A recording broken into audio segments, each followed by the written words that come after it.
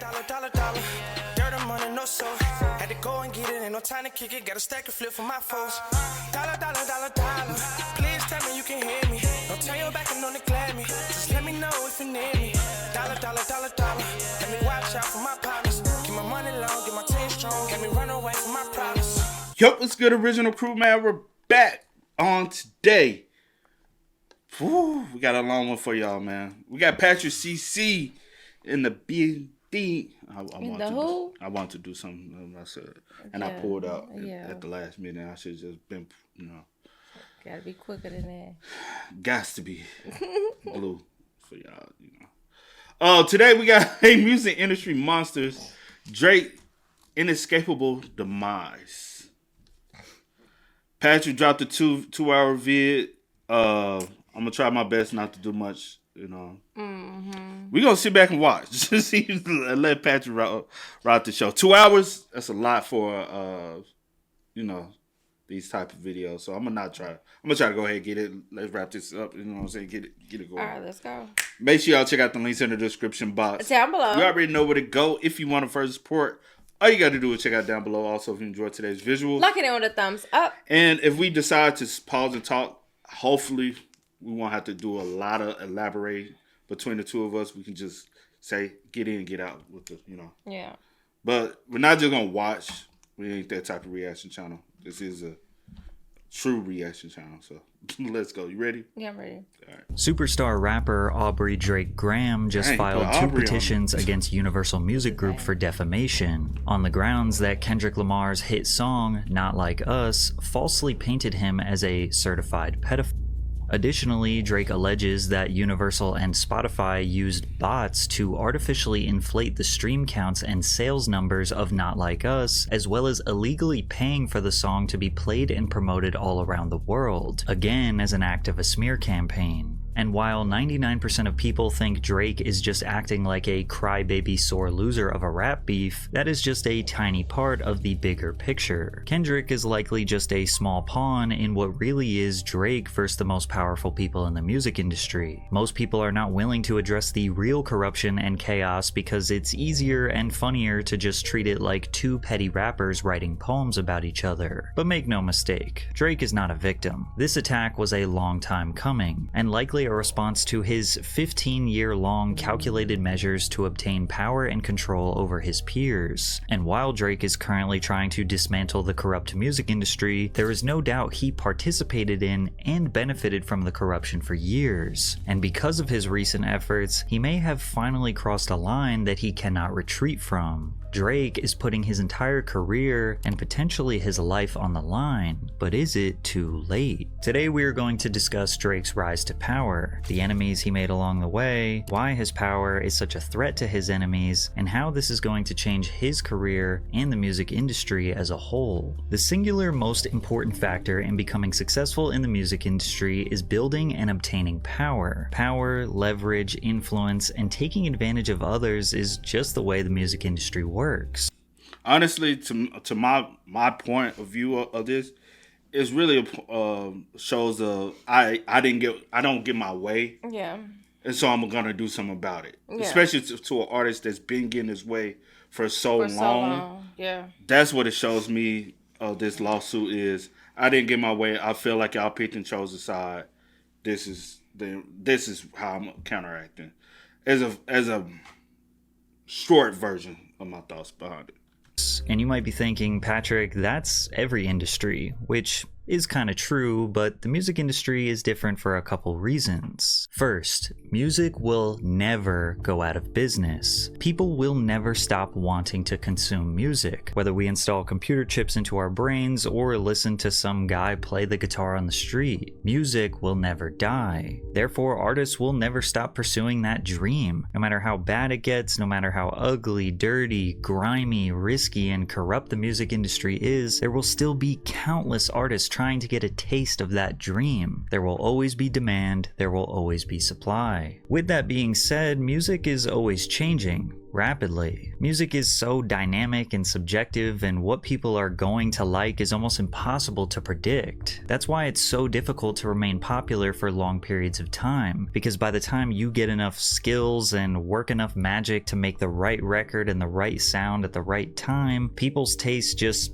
change and then they're on to the next sound. And secondly, it's nearly impossible to separate the product, which is the music, from the brand or the artist. You cannot sell a Drake song without Aubrey Graham. You can try to come up with clone artists, you can try to have them write music for other people, but ultimately you will never fully connect with fans or reach your maximum earning potential unless it is Aubrey Graham performing that Drake song. But that's only if he's alive, because the caveat to the music business is, if the artist is dead, their music actually becomes more valuable. Drake did not start his music career in an attempt to obtain power. He was a theater kid, raised by his Jewish mother while his father was in Memphis, Tennessee, incarcerated due to drug-related charges. He saw decent success after securing the role as Jimmy on the hit Canadian teen drama show Degrassi, but he wanted to be a rapper. He was a fan of the culture and simply wanted to make his mark on it. Drake once famously rapped, "I'm a J. Prince investment." That's because J. Prince was a drug kingpin out of Houston, Texas in the 80s. In efforts to make his business more legitimate, he started a record label, signing iconic rap groups like the Ghetto Boys and UGK. J. Prince's son, J. Prince Jr., discovered Drake on MySpace. They took a risk on the light-skinned Canadian boy and introduced him to Lil Wayne and Birdman. With the cosign of the biggest rapper in the game, Wayne fans immediately took a liking to Drake. Within 3 years, he topped the charts via collaborations with Wayne, Kanye West, Jay-Z, and Eminem. Drake was the fastest rising young superstar in hip-hop, but in 2010, Drake realized his throne was vulnerable, and he made a crucial mistake that he would never make again. In music, no matter how hot you are, there is always someone on the come-up who is hungrier and has a fresher sound, and in 2010, that was The Weeknd. Drake and The Weeknd are from the same city, Toronto, Canada. In 2010, Drake caught a wind of The Weeknd's single, Wicked Games. He tweeted the song's lyrics and promoted it on his blog, where he posted the single and a download link. But this wasn't really a new practice for Drake. He was constantly using his platform to show love to new talent. He also showed love to a young A$AP Rocky. The only person that put on for me when I ain't have nobody was Drake.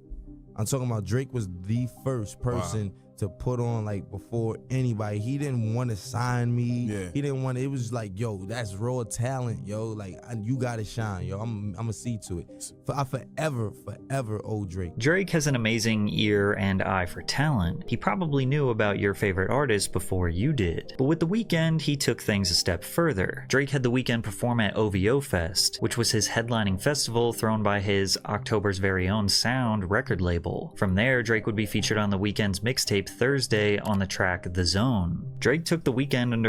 What if this was always a ploy for Drake, though? You know what I'm saying? Like, some people are very strategic. They don't look like they don't play the short-term game. They play the long-term game. Yeah. The long-term game, hey, if I help get you at your early stage of your career, you will always feel like you're indebted to me. You know what I'm saying? Like, hey, Drake was one of the first artists, big artists to reach out. Drake this, Drake this, Drake this. Yeah. And it's like, all right, I know you'll never turn your back. You know, like, Some people are like that. a lot of that's a business move. Like, that's very business strategic. To you see somebody coming up, you try to get in with them so they'll never be your competition. And you think that it's like, oh, they're showing genuine love, but it's always a motive behind But it. sometimes it could be. No. Yeah, I said sometimes you feel like they showing genuine love, but sometimes it's still a motive behind it for a lot of people. Yeah. would be featured on The Weeknd's mixtape Thursday on the track The Zone. Drake took The Weeknd under his wing and spent a considerable amount of effort pushing his imprint, XO. He mentioned OVO and XO so much that people already thought it was some sort of business partnership, and that's because Drake knew The Weeknd was a superstar in the making. He even thought The Weeknd could be bigger than him. I was waiting to see the next individual that would make history that could potentially span far beyond mine, and I feel like that person is on the other end of this phone with me. He goes by the name of The Weeknd. Please talk to your city, man, please. But Drake... When was the first time you came across The Weeknd?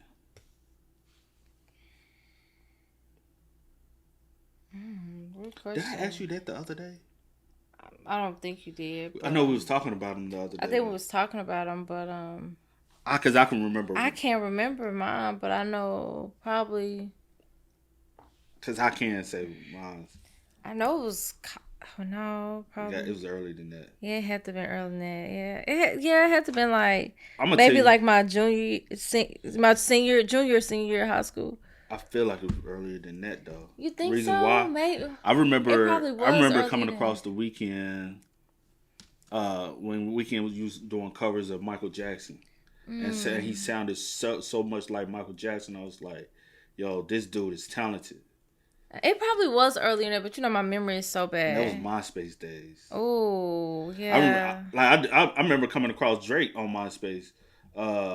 Back when him and Trey Songz used to do a lot of records together. You know what I'm saying? Like him and Trey Songz like linked in Drake early stages. Yeah. And I was like, Drake can actually rap, man. Like this new dude, the dude from Degrassi. That was before a lot of people really owned the Drake. Like yeah. But it could have definitely been before that. My memory is just horrible, so I just can't. I can't. It was remember. the MySpace days for me, though. MySpace used to be the spot. That's how I first found out about Wiz. I found out a lot of people through like MySpace. Like Wiz Khalifa, I found him through because MySpace used to overly promote him on the homepage, and I was just like, man, who is this dude? And he had like the paper plane joint and all that. Like that's like. Then I went back and listened to his early stuff. Drake wasn't necessarily being altruistic and trying to just show the fans how great The Weeknd was. He also wanted Abel to help write songs for him on his upcoming album, Take Care. Take Care dropped in November of 2011 and sold 631,000 copies in the first week and is considered by many to be a classic album, perhaps Drake's best body of work. The Weeknd was featured on Crew Love, which is easily one of the highlights of the album, but Abel also received writing credits on Shot For Me, The Ride, Practice, and Cameras. The crazy part is The Weeknd was still independent at this point. Drake essentially made The Weeknd the most highly sought after artist in the game, and every record label was trying to sign him. But it's clear that Drake didn't really know if he was going to sign The Weeknd to OVO Sound, or if maybe they would start some sort of joint venture. The team's coming together. We got 40 doing really well. We got new additions. We just sort of had this affiliation with The Weeknd. It's really great. He's on the album a bunch. It's safe to assume that since Drake helped him jumpstart his career, that The Weeknd would stay loyal to him. Drake stayed loyal to Lil Wayne and Birdman, so maybe he figured The Weeknd would do the same. But he didn't. The Weeknd signed with Republic Records in a joint venture with his own label EXO in 2012. And the day that the news broke, Drake tweeted, "You won't get away with just a thank you. You owe me a favor." Perhaps The Weeknd didn't like the feeling of giving up half of his material to boost the success of an already popular man. We know this based on his 2013 interview with Complex, where he said that his album, House of Balloons, had way more songs before he gave them to Drake. He described one night in the studio recording The Ride, "I had sung this melody. It wasn't a hook, just an unfinished lyric. And Drake liked it so much he was like, I need to have this, man. I know I've already taken Shot For Me and Crew Love and this and that, and me, I was hungry at that time. I was like, dude, take anything." At that point, I was like, hell yeah. By signing to Republic, The Weeknd chose himself over Drake, which is selfish, but in the music industry, you have to be selfish. It's not selfish, it's actually the right move. Yeah, I don't think Signing to Drake could have resulted in him always living in Drake's shadow. And even though Drake gave The Weeknd a massive platform, in exchange, he got help writing an amazing album. Who knows what Take Care would have sounded like without Abel's writing? It seems like it was a fair trade. Plus, Drake was still the bigger, more successful artist. He even asked Abel to open up for him on his 2013 tour. The Weeknd wasn't a threat to the Drake empire. That was until The Weeknd prevented Drake from receiving his first ever #1 single. In the week of October 24th, 2015, The Hills by The Weeknd reached #1 on the Hot 100, with Drake's Hotline Bling directly underneath him at #2. Drake posted on IG with the caption, "If I get my first #1 during the month of October, it will be the biggest moment of my career to date. I always love the moment right before it happens more than when it actually happens. So thank you, even if it doesn't." Well, it didn't go number 1. The Hills stayed there for 6 consecutive weeks. Drake realized right then and there he made a huge mistake. He essentially just gave all of the resources to another artist who could put him out of business. Ego aside, that's actually just a dumb business model. It's good for the art, it's good for the culture to uplift and help another artist, but it's bad for business if you do not have a contractual tie to them. Technically, that's if you're looking at it from Drake's perspective. From the Weeknd's perspective, I gave you a flush of content that you didn't have to come up with. Right? Yeah. That was my favorite back to you. Like you talking about, I owe you. I don't owe you nothing. Nah, I did I bless you my with part. a lot. I did my part. I thank you for what you've done for me. I'm moving on. Yeah. Like it is what it is.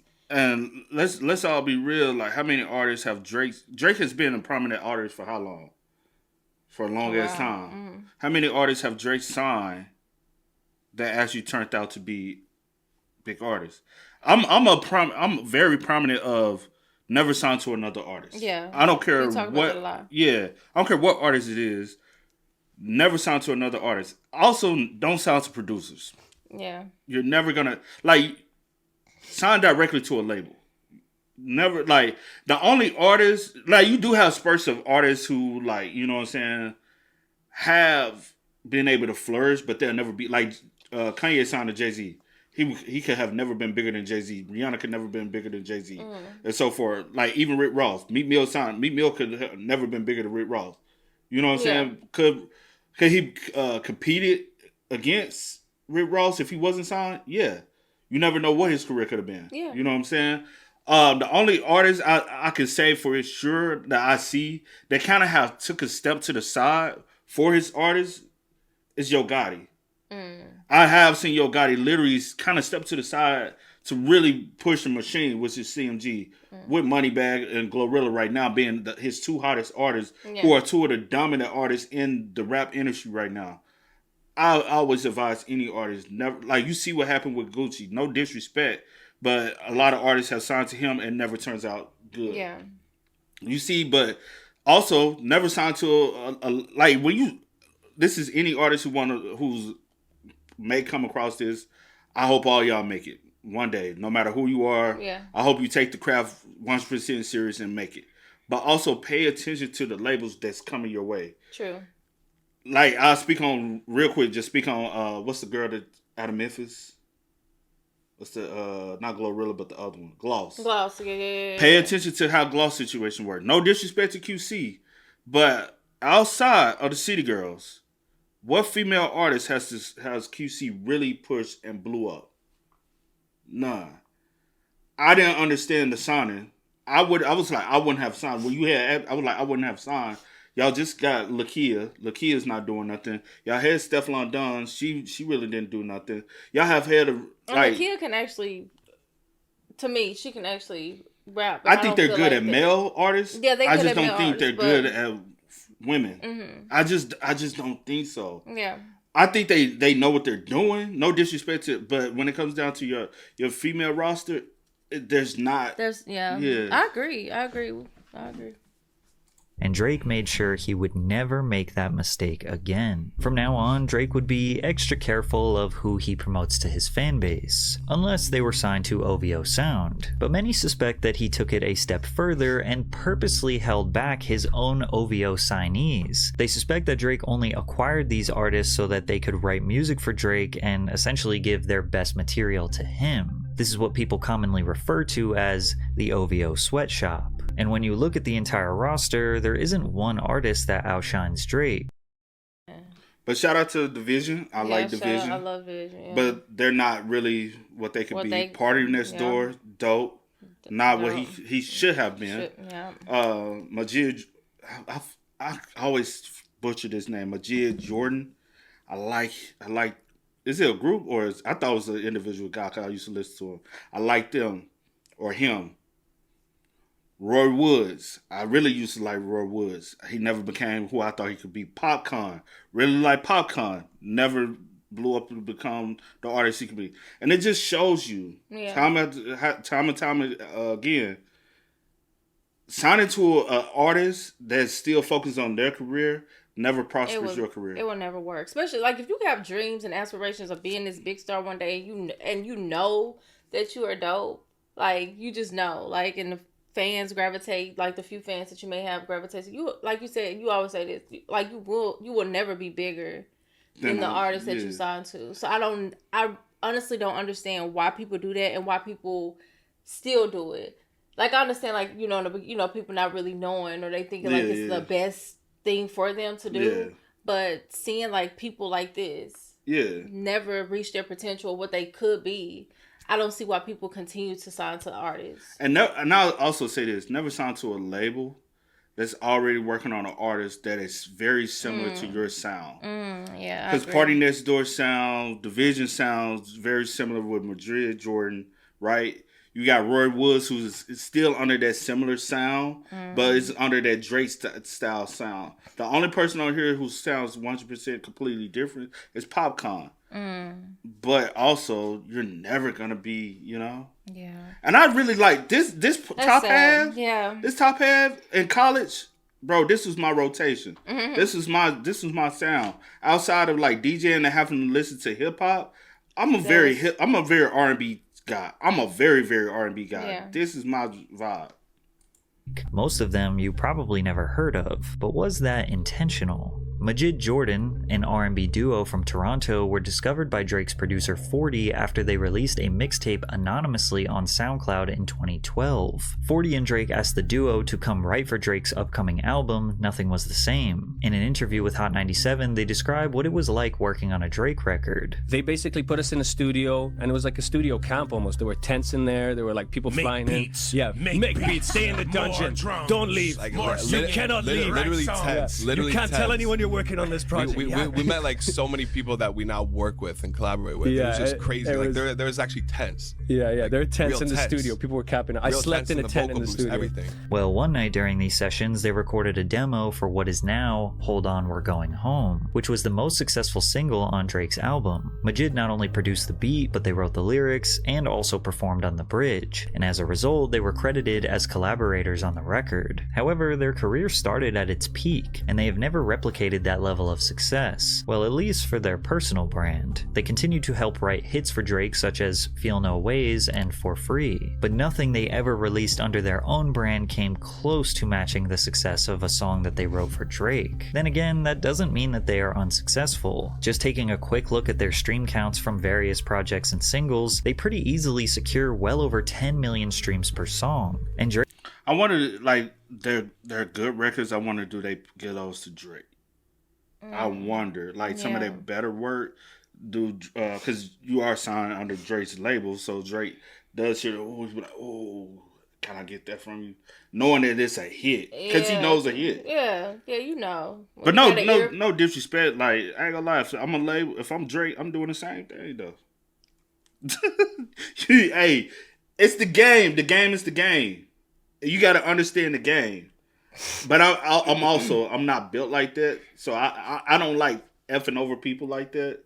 So that's the reason why I'm not a Drake out here, projects and singles, they pretty easily secure well over 10 million streams per song, and Drake has featured on their projects multiple times over the years. Maybe the R&B duo just don't have the star power to become a household name. Maybe the OVO label tried to market them further, but just couldn't elevate their brand beyond a certain point. But 7 million monthly listeners after a decade-long music career is still undeniably successful. PartyNextDoor is easily the biggest artist on OVO sound, yet many suspect his career has always been in Drake's shadow. Party is another Toronto native who was signed to OVO Sound in 2013. He remained basically anonymous, not doing any interviews or press for the first 2 years of his career. OVO Sound manager Oliver El Khatib described Party in 2015 saying, "He's the rare breed that writes, produces, engineers, performs, sings, all in one artist. He's pulling all of the strings. He's doing everything, so you hear his final production exactly the way he envisions it. During these anonymous years, he dropped his self-titled EP, which featured Drake, as well as his debut album, which also featured Drake, as well as spending a considerable amount of time writing for Drake's albums. But Party's success was not dependent on Aubrey. His most streamed song to date, Break from Toronto, is a solo song released on that 2013 EP. Party's music was strong enough to stand on its own. Additionally, Rihanna was the one who had the biggest hits with Party's writing. He wrote Wild Thoughts by Rihanna, When I'm with you, all I get is wild thoughts. Sex with Me by Rihanna,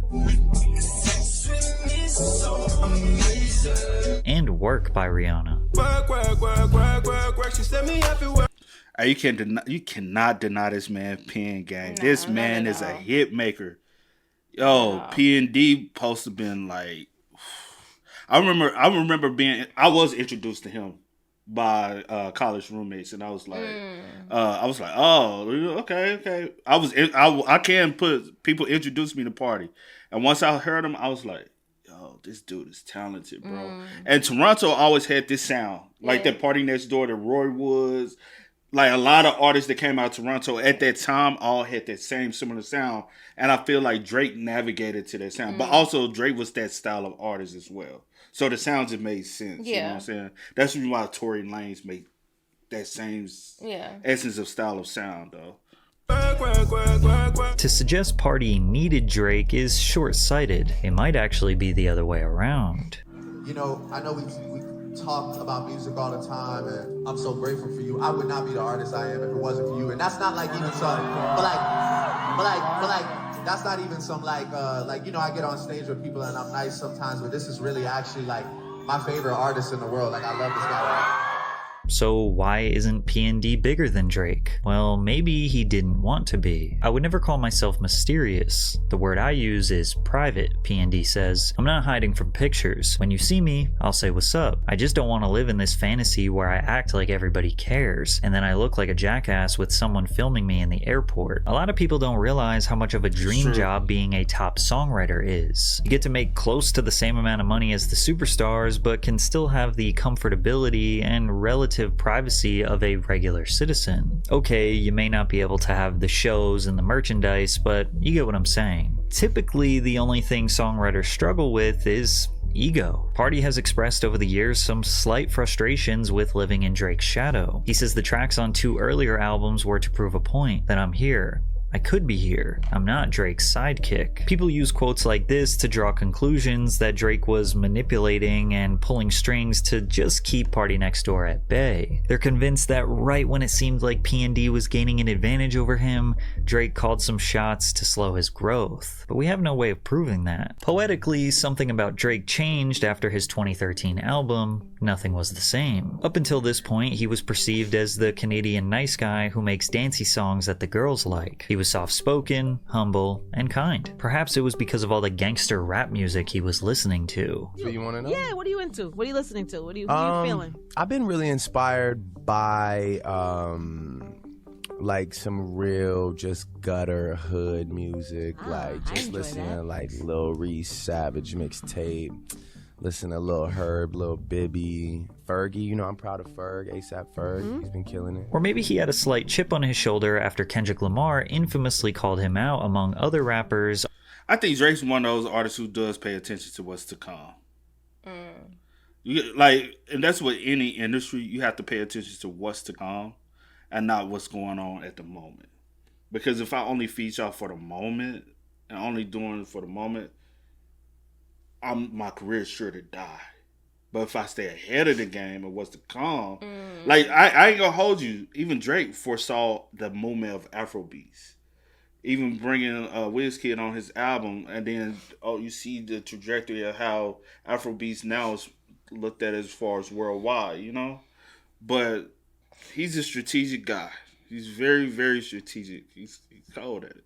He had a slight chip on his shoulder after Kendrick Lamar infamously called him out among other rappers on a song called Control. After name-dropping Drake, Kendrick rapped, "I got love for you all, but I'm trying to murder you. I'm trying to make sure your core fans never heard of you. They don't want to hear not one more noun or verb from you." This song is arguably the origin of the infamous Kendrick Lamar vs. Drake saga that would go down 10 years later. Before Kendrick's deep-seething hatred for Drake, he called him and many other rappers out in the spirit of keeping competitive hip-hop battle rap alive, but Drake did not respond via song at the time. It seems like he didn't take the diss as a truly competitive rap beef. He actually felt like Kendrick was a phony. After Kendrick's thing, you wouldn't... I noticed you didn't really get into that too much, so... I just like, I don't know, it just wasn't real to me. It's like, I saw him after that, and it was just like, love. So it's like, was that real, or was that just like for the... He said in the verse, I love all you niggas, but I'm trying to murder you niggas. Like, he said, hey, even I'm trying to still keep it like, I think in the beginning, I don't think it was personal. I think it was more like let's go at it. Like, let's keep this art, because he saw like the BS rap that was coming out. And we the top guys right now. We the ones who was supposed to be the lyricists. Let's elevate this. Sometimes you gotta like spark it up a little bit. And I think that's what he was trying to do. You know but I think the way Drake took it, he took it more personal. But he literally said, I got love for all you niggas. Yeah. But I think everybody took it personal. I think Big Sean even took it personal. All of them, I feel like, you know what I'm saying? But, hey, I would have just came back on the track and, you know what I'm saying? I would have came hit for hit. Let's go. Let's go. Too bad it went way personal now, but it is what it is. People, you know what I No, mean? I think it's a sparring kind of sport. Yeah, so but you're not at the into same that. time, it's like, you know, then let it be real then, you know? I mean, because those were harsh words, right? So it's like, you can't just say that and then see me and be like, yeah, man, what's up? Pretending like nothing ever happened. Like, that's not real. That's not, to me, that's not like the nature of battling. I mean, there's passion behind it. There's anger behind it, you know, and I personally enjoy making like great music and bodies of work over like being the talk of Twitter for like 5 days, you know. Over But you seem just now a little irritated. You said what? Oh, my bad. I said it doesn't have to be anger behind it. It can be passion behind it, love for it. But it don't necessarily have to be. Love of the genre. Yeah, but I don't feel like the anger necessarily, depending on what you like, the subject matter, or like if it becomes personal, then that's different. But I don't think in this case that's what it was. Yeah. Now I don't think Kendrick even meant it as a personal attack at the moment, at that time. At that time, I think he wanted to just uplift and bring hip hop back to where it was supposed to be at, and by some people ducking it, it turned into what hip hop is now, which is very gimmicky. By it. No? Really? Yeah, just by even saying that it was those harsh words, it seemed like maybe it irritated you for a second. Is that wrong? No, it's just like, I mean, like coming from that situation, it was unexpected, you know. I wouldn't like, it's sort of like in working your way up and sort of building relationships, I wouldn't expect you to like throw all the relationships out the door for the sake of, like I said, being like the talk of the internet for 10 days, and then, you know, it's like now this, like, everyone's gonna forget about. I mean, people don't even care about it anymore. So true. But now, especially this week, it's like, yeah, okay, moving on. Like, I don't know if it was worth it, you know, because there's a lot of people that were mentioned that I feel like can't really go back and with that guy after that. You know what I'm saying? Sorry, I shouldn't have cussed. No, it's okay. I enjoy it. Get into it, Drake. Go. Even Angie Martinez recognized Drake was a little bent out of shape. He continuously got asked about the record in interviews, but every time he downplayed its impact and relevance. He's giving people like moments, you know, like that verse was a moment to talk about. Are you listening to it now at this point in time? Okay. And then it was real cool for like, you know, a couple weeks. But like, if I asked you, for example, like, how does that verse start? But some people actually believe that Drake sneak dissed Kendrick on the opening line of his song, The Language, when he rapped, I don't know why they've been lying, but yo is not that inspiring. And even though Kendrick denies this allegation, he seemingly responded in a BET cypher verse when he said, and nothing been the same since they dropped Control and tucked a sensitive rapper back in his pajama clothes. Although this seems like an obvious exchange, we can't necessarily confirm that it was a true back and forth. However, Drake did say that should anyone test him in a rap battle, he would respond with full force. You should get into a rap battle. Yeah, you think so? Yeah, I think that would be great. I feel like that's just. I feel like those things are of the moment. Yeah, but you're qualified. Yeah, no, I'm. You know oh no, like I'd hold it down. It'd be enjoyable. Yeah, but I do like, I really do this, like, as far as writing goes, and it would have to be warranted because it would get. And that's where he messed up. And that's where you messed up. It would be scathing. The bars would be scathing. I can't just do it out of it. I can't be the first one. Drake made his point very clear. It would be bad for anyone who dare test him on the mic. And that's exactly what would happen in 2015 when he entered his first ever rap beef against Meek Mill. In 2015, the hip-hop culture gave Drake unimaginable power when he was outed for using ghostwriters, and literally none of his fans cared. Up until then, ghostwriting was considered taboo in hip-hop. Hip-hop was founded on personal expression, storytelling, the ability to craft clever wordplay and flows, making an artist's lyrics a direct representation of their life experience. Additionally, the culture of battle rap and freestyling also emphasized spontaneity and raw internal expression. So when you remove the fact that someone didn't write their own words, it undermines their credibility and challenges their authenticity. In 2015, Meek Mill tweeted, "Stop comparing Drake to me too. He don't write his own raps. That's why he ain't tweet my album, because we found out." And while you might think this is Meek Mill honoring the hip-hop code and standing up for the culture, he said this because he felt like Drake dissed him over a girl. 1 month before this tweet, Drake and Meek Mill collaborated on a song. Man, I remember this song dropped, Rico. That was a great ass song. But to find out that whole Drake verse wasn't, I said, oh, you know what I'm saying? Mm-hmm. And it was from there. But also it shows you that, you know what I'm saying? Because Drake's whole rap flow at the time was Quentin Miller's rap flow, cadence and everything. Yeah. But also it shows you that just because it's a lot goes down to being an artist. Mm-hmm. Quentin Miller, if you like that rap style, go listen to Quentin. Yeah, nobody wanted to, no disrespect, but nobody wanted to go check Quentin Miller, his own music out. Yeah. I'm like, that's the same, y'all like, but it's the perception people have, you know what I'm saying? Like, it's also, honestly, personally, me, I'm a very vocal person. I'm like, can I like your voice? Do your voice sound pleasant to me to listen to? And that could be another thing. But why you think people kind of push the narrative of Drake not writing his own music? Because any other rapper, say for instance, T.I. come out and we found out T.I. didn't write his rhymes. You know what I'm saying? Or Boosie wasn't talking about his life and what he went through. Are you asking me why I feel like people didn't too much care? Like they were more passive when it came down to Drake. It's like, oh, is it? Because I never really thought about it. Or I have thought about it before, like when it first, like when all this tech kind of like came out or whatever. But that was years ago. Yeah. But I'm also like now when he like said it or whatever, and I was trying to like think. I'm thinking like, is it maybe like the image? That the image and like persona that people like put it, because like we knew that Drake wasn't like, you know, he ain't you gave me the examples of T.I. It's hip hop though. I know, but you gave me the examples of T.I. and Boosie and stuff like that.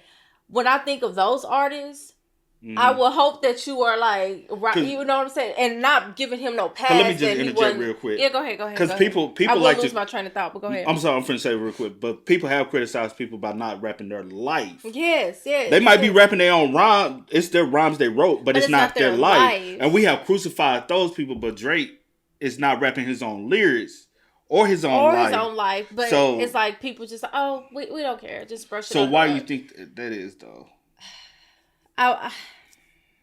That I don't know. That I can't answer off the top of my head. Like I was going one way with, you know, because he doesn't I guess put out there that he's like this, or in the beginning when all this was like, he didn't put out there that like, oh, he's like living that particular type of life, if you know, like living that type of life, or he's that type of like artist in a sense. So like you expect it from like you said a T.I. or a Boosie or whatever to write your own lyrics, to rap your life. Like I want to hear about your life. Like I want to like, but with I guess like an artist like him, I've never thought about it. And did I sweep it under the rug? Not per se. When it came, like when all this came about, I was like, I still, even though you're not on that, I still want you to still at least write your own stuff. You know what I'm saying? Like, let me say this. What if it comes to find out, like,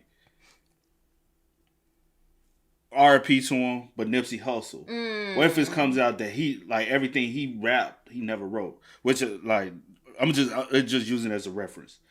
Would it change your perception of him as an artist?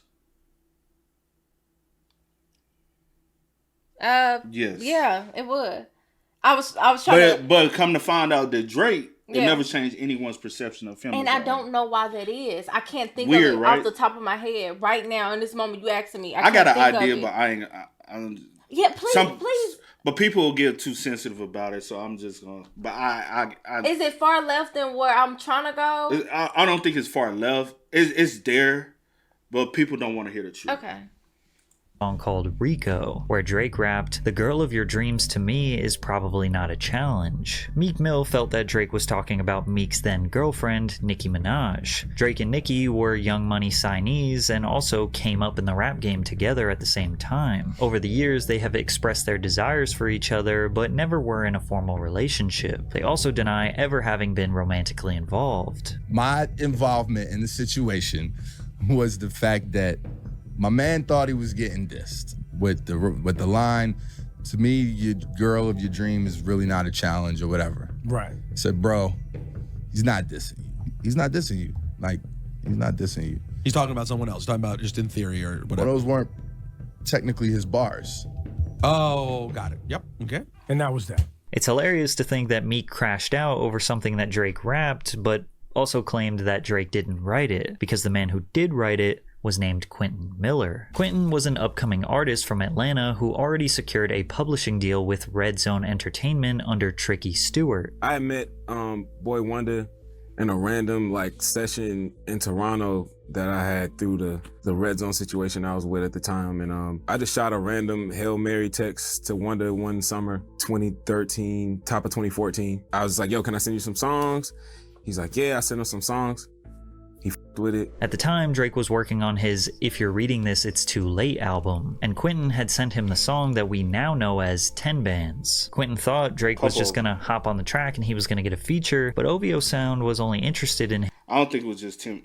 Oh, no. him as a songwriter. Since Quentin had nothing to lose, he joined the team, got in the studio with Drake, and helped write Used To, Legend, 6 Man, and 10 Bands. Notice how this was very similar to the Weeknd's initiation into OVO Sound, but this time, Drake kept Quentin a secret. He did not shout him out or give him any publicity. With the help of Quentin's writing, If You're Reading This, It's Too Late sold 530. Maybe because the perception of it, the reason why he kept Quentin more of a secret, this was rap.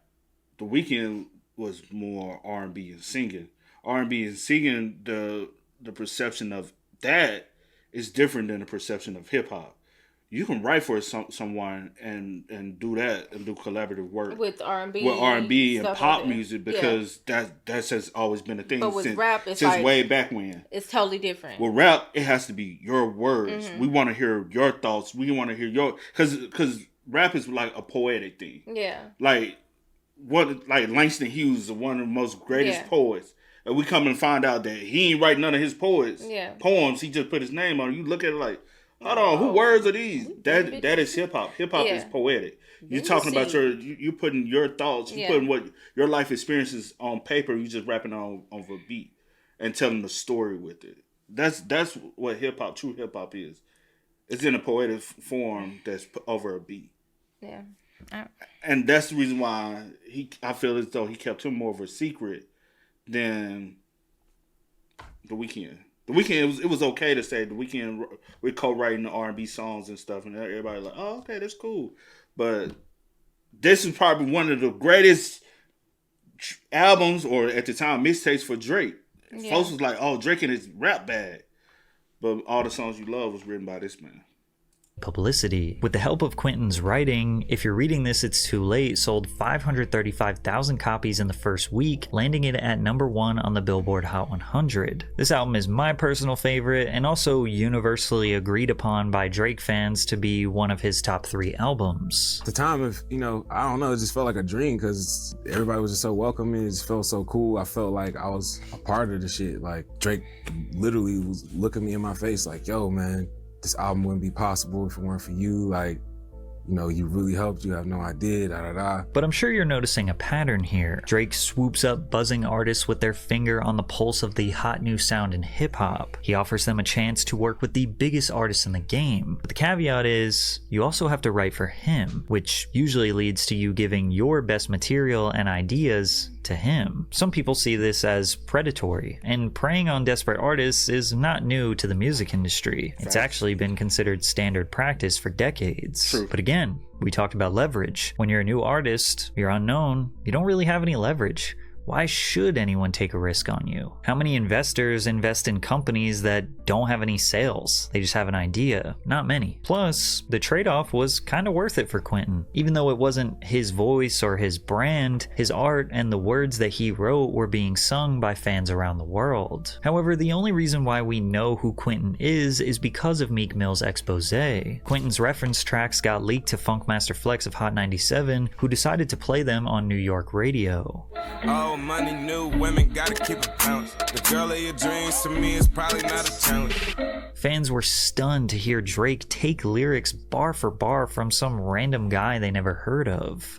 When I get it, nigga, recipe. I can tell you how it happened. I can tell you about no safe house nights. I'm Calabasas. I can tell you not a rapper. But many people wonder how Quentin's reference tracks got leaked in the first place. Well, perhaps it was DJ Drama, who was also upset at Drake over a girl. Specifically, DJ Drama's ex-wife, Summer P. Walker. So now, Drama, Drake smashed your girl.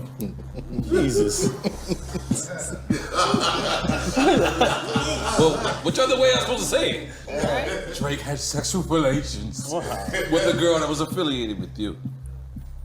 Drake seemingly took shots at DJ Drama on his 2015 hit For Free, where he rapped, "Last year I had drama girl, not right now." And on the track I'm the Plug, he rapped, "And it really ain't no thing, I got Summer P in this thing." Summer P. Walker fired out multiple tweets towards Drama over their personal manners, but in one of them she wrote, "Or how you told me that you gave Meek Drake's reference tracks to make him feel better about Quentin not wanting to work with him." This tweet was seemingly the last piece of the puzzle because Meek Mill found out about Quentin writing for Drake through DJ Drama, who discovered Quentin while looking for a ghostwriter for Meek Mill. I was approached by, it was never direct. It was always through like Drama or Cannon.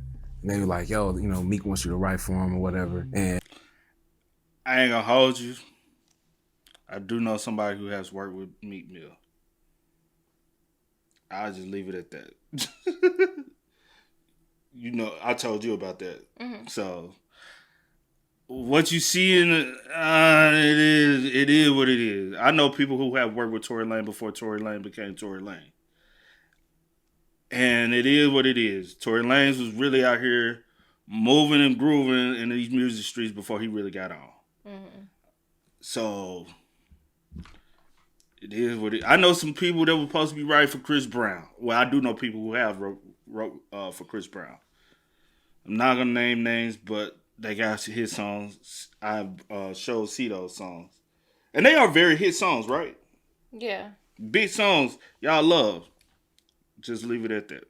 But these are R&B songs. R&B, Tory Lanez, hip-hop. Yeah, again with the R&B, I don't really be like. I mean, it is what it is. Like, well, Meek hip hop. So I'm not talking about Meek. I'm just talking about like with the R&B. That's why, like, so that's why. Could you use Chris as a reference? Oh yeah. So I'm just but saying, Chris, Chris can get body in her booth though. So Chris is a very talented. He's talented, yeah. So, but that's I just wanted to see. Yeah. And I was just like, nah, you know. He asked me the first time. I said nah. Then like maybe a week or two later, they asked me again.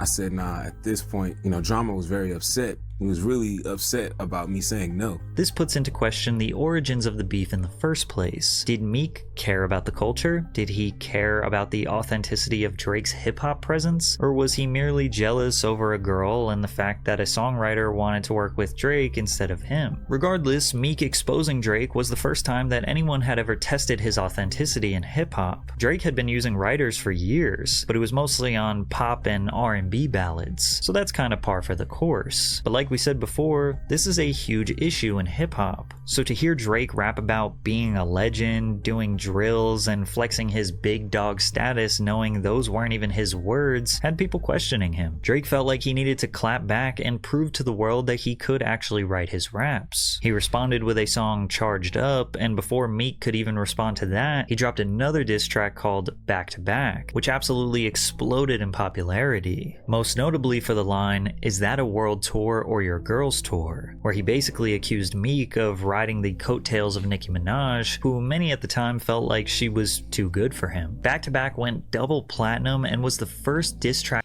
Great record.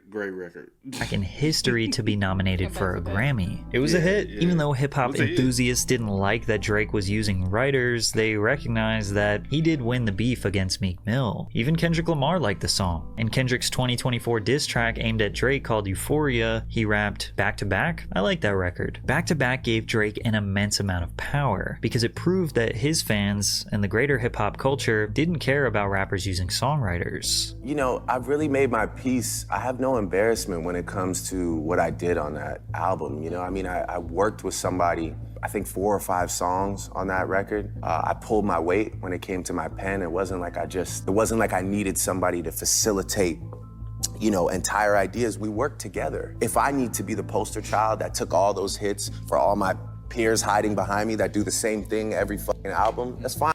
I hate when people like this. I hate people who, if I gotta take the hit for everybody else, like the topic is you. Yeah. And that to my bad, yeah. To pass the, cause it's like, yeah, y'all targeting me, but hey, they you know what I'm saying? I'm like, growing up, we would always like, cause as a kid, cause this is childish behavior.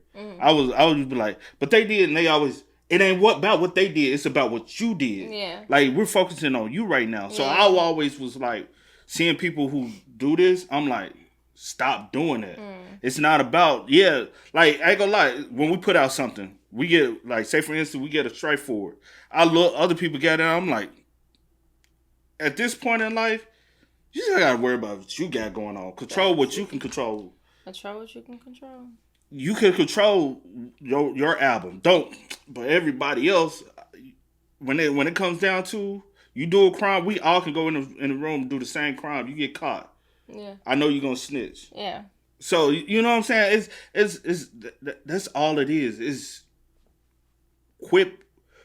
take the blame, take the criticism, and don't try to push it off on somebody else. Hey, it is what it is, bro. If you know the industry, you know the industry. The industry is a fucking lie anyway.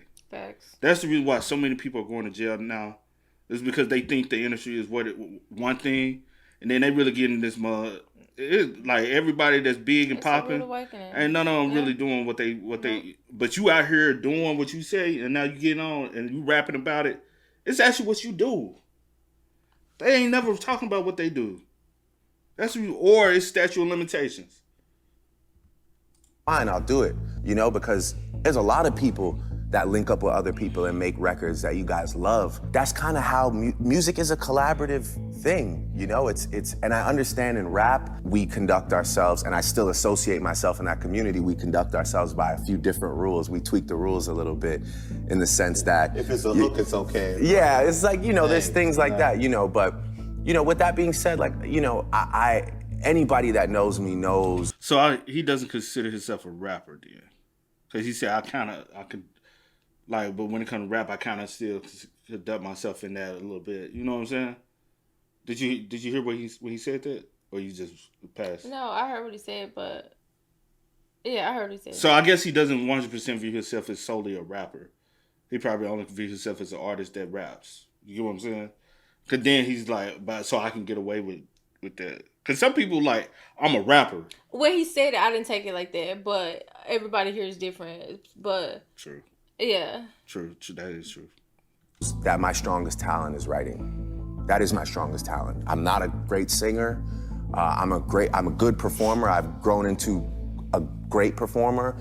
But my greatest talent is writing, you know, and that's why people ask me to write songs for them. That's why people like to get in the room and write with me. There is no arguing against the fact that Drake is a proficient songwriter himself. I mean, even if he's just getting ideas from other people, or what they call in the industry as starters, he still knows what to change and what words to say and how to structure the song in its entirety for it to become a hit. But to suggest he needs other people to write his songs is just false, as he has countless hit songs that were written entirely by himself. But from a business perspective, there is no doubt that building a coalition of fantastic writers will make your life easier, which is why literally every artist in every other genre in the music industry does it. I have even participated in writing sessions with artists that I documented on YouTube, and 9 times out of 10, it is easier and just more enjoyable to collaborate on music. That's just because most of these motherfucking rappers, I'm gonna be 100. Motherfuckers only doing music and rap because they only care about the money, but not because they have a passion. They love the art. They're just trying to get $1 out of it. They think it's an easy concept of shit. True. If you're a true rapper, I'm not sitting in the booth. I'm not sitting in the shit. Like, yeah, as I start try to get a hit and I'm starting to elevate, yeah, you might have an engineer to say, hey, switch it up, rap it like this, a type of cadence. But not, hey, what you think I should talk? Like, come on, bro. What you think I should say? What you think like, yeah. Come on, like, let's call a spade a spade. Half of these rappers, that's the reason why they look the part, but they're not the part. Like, that's the reason why a lot of them, yeah, they might be putting out music, but they ain't going nowhere. I've been in sessions, and I don't throw in no ideas because I really want to see what you could do. You say you do this, let me sit in a session and see what you could do. And then you bring it to me and be like, hey, do you like that? And I criticize it. I'm like, from a DJ's perspective, can I get this off at a party, a club, or whatever? No.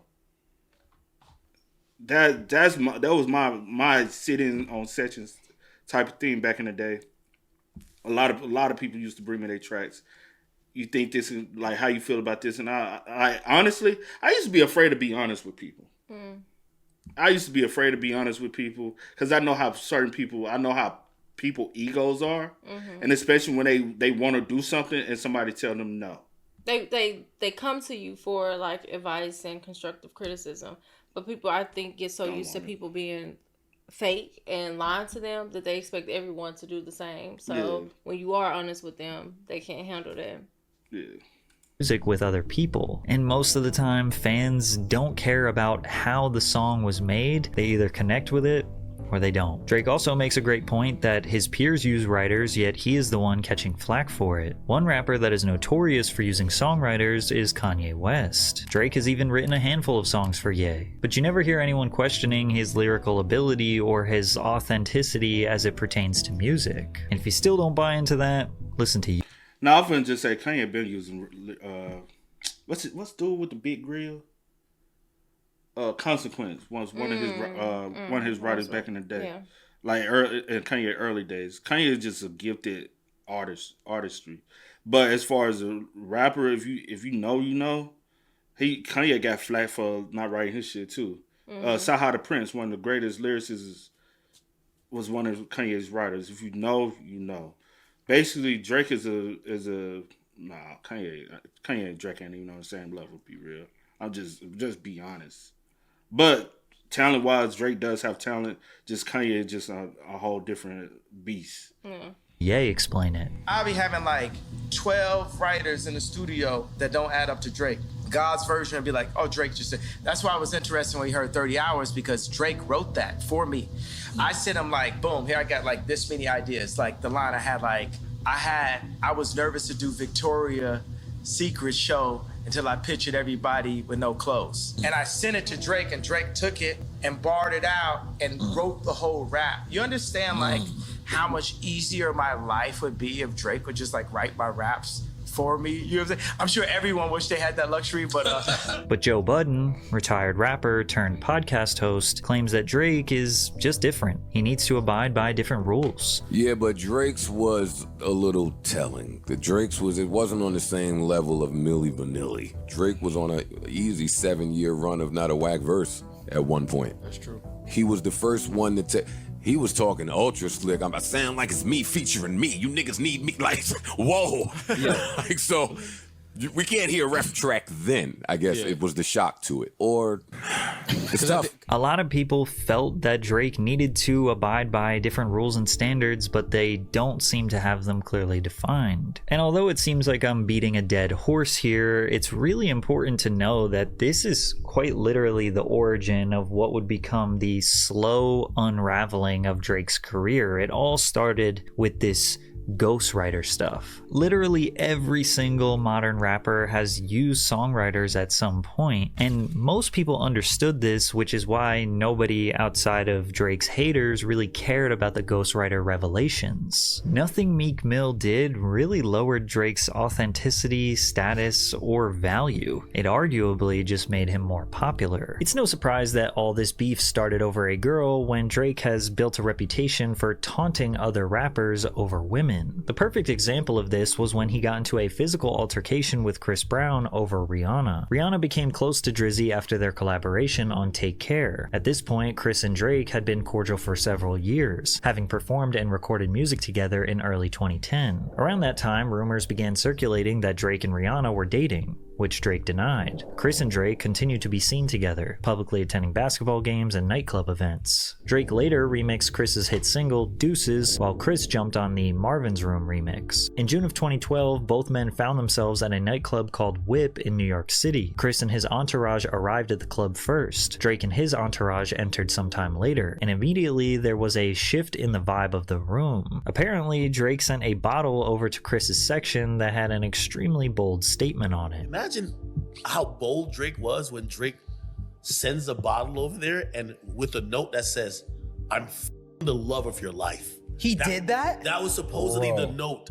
And right then, beef starts. After this alleged note, witnesses told TMZ members of both entourages rushed in and began shoving each other, causing a fight to break out and bottles being used as weapons. Drake was seemingly able to flex his power over other rappers by stealing their women. He even did it to Lil Wayne, the man who basically made his music career. In Kendrick's Not Like Us, he rapped, "Effed on Wayne girl while he was in jail. That's conniving. Then get his face tatted like a bitch apologizing." Wayne published a book about his 8-month stint in prison called Gone Till November, A Journal of Rikers Island. In the book, he wrote, "I'm used to arguing with my girl daily, but finding out that she effed Drake was the absolute worst thing I could have found out. When Drizzy came to see me, he was like, yeah, it's true. Don't F with her like that, cause I did F her." In the book, there's a part in the book where you say that he came in and told you that he had smashed one of your girls. Oh, when he wrapped up? Oh, I wasn't worried about that. I mean, I was just, that's just how life go when you locked up. Yeah, no.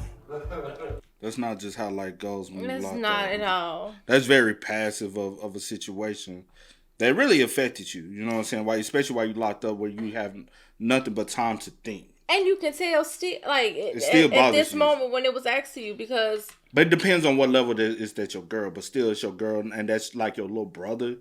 You don't let your... it's the principle for me, regardless of, like, the level of whatever. Like, let's be real. But I know niggas gonna be like, but shut the hell up. But she's done, you moved on, life is good. Life is good. Will you rap about that? Do you think it'll end up on a song maybe you two might, No. No? She still be texting me and stuff, They stop texting me too. For real. Block her. Because it still hurt. Drake also took some shots at Rick Ross after Ross sided with Meek Mill in the beef. He rapped in his track Weston Road Flows, "Yeah, I brought your wifey out to St. Martin. She violated. I sent her back where it all started." Drake allegedly took Rick Ross's ex-fiancée, Lyra Galore, on a vacation after their breakup. This picture she posted kissing Drake on the cheek with the caption, "I love you," just added salt to the wound. Now, most people look at Drake's actions as spineless, but others shift the blame on the women. If they are willing to have relationships with multiple rappers, then maybe that's a reflection of their own lack of loyalty and respect. But that wasn't the But also, you gotta call him out for rapping about certain things which don't fucking make sense, bro. And it's a lot of dudes, all because I'm cool with this dude. Which Drake has came out several times, because as soon as you choose, like, that's the same way in this situation with Drake. Lil Wayne had to choose Drake's side. Mm-hmm. And in that rap battle, Meek is signed to Rick Ross. Rick Ross has to side. Like, just common sense. Yeah. I have to side. So all, well, well, me and you made all these hit records together, so you gonna choose? Come on, bro. Like, y'all can stay neutral, but at the end of the day, I do have to choose Meek's side if I'm Rick Ross. Yeah. Like, no disrespect to you. I ain't gonna come out and diss you because I'm cool with you, but I'm gonna still be on his side, though. You know what I'm saying? That's understandable. The end of Drake's problems in 2015. Another one of his OVO sound signees vocalized some of the chaos and mistreatment at the label, causing fans to dive even deeper into the OVO sweatshop allegations. That signee was iLoveMakonnen, the artist that blew up from his hit song Got the Club Going Up on a Tuesday. Makonnen was a relatively unknown artist to the public, but was well connected in the Atlanta hip-hop scene. After the song gained some momentum online, Sonny Digital, esteemed trap producer who made the beat, got a text from Drake. I was like, who is this? And they said Drake. I just hit him back. And it was him. And he just asked him if he can get on the song and shit though. And I'm like, man, I don't know why you asking me for. Like, shit. Man, let me call you right back. Let me call Makonnen right quick and see what's up, man. You know, Makonnen is like, of course, like, you know what I'm saying? That's not even a question. Makonnen didn't even think twice and was excited for Drake to jump on the remix. On September 1st, 2014, they released the song and it launched up to number 12 on the Billboard Hot 100. Makonnen signed to OVO Sound and immediately released his debut album. Another artist that generated buzz organically, and Drake seemingly swooped in and hopped on their wave. A lot of people attempted to criticize him for finding these younger artists and then in a sense exploiting and biting their style. Like, I know when he put up a post on Instagram dancing to a track by Kodak Black and Earl Sweatshirt. He had his words and he wasn't really feeling it so much. What do you say in regards to that, since, you know, it benefited you and you don't take it as that? I feel like it's not bad at all. I mean, Drake is like the biggest artist in our genre, you know what I'm saying? Or like in music, right? And it's like, so if a lot of people are paying attention to him and he's been paying attention to us, then that's bringing us out. You know what I'm saying? That's helping bring us new artists out to the world stage, rather than it's like, it's just Drake, and you know what I'm saying? Like, all those people over there can't get a shine. It's like he's in his shine, he's giving everybody else shine as well. It's like reflecting. But this didn't really seem like fair criticism, since Drake signed Makonnen, and Makonnen had a few singles after Tuesday that were making the rounds in the clubs and online, such as I Don't Sell Molly No More and I Like To. So it seemed like the label was helping him out. That was until some of Makonnen's old tweets resurfaced that would sour the relationship. Tweets where Makonnen called Drake corny and criticized anyone who was a fan of his music. Makonnen claims he simply was young, online, and saying wild stuff just to get attention, to get a reaction. As if that wasn't bad enough, 2 months later, Makonnen claims his Twitter was hacked, where someone made a handful of disparaging tweets, including one that read, F Drake and F OVO for getting on Fetty Wap's remix and leaving me in the cold. If you were Drake and you let the first run of tweets slide, would you forgive him again for the second time? Even if someone was sabotaging But did he, behind closed doors, let the...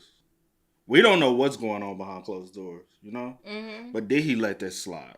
Or did they personally have an issue? Yeah. Which then made him...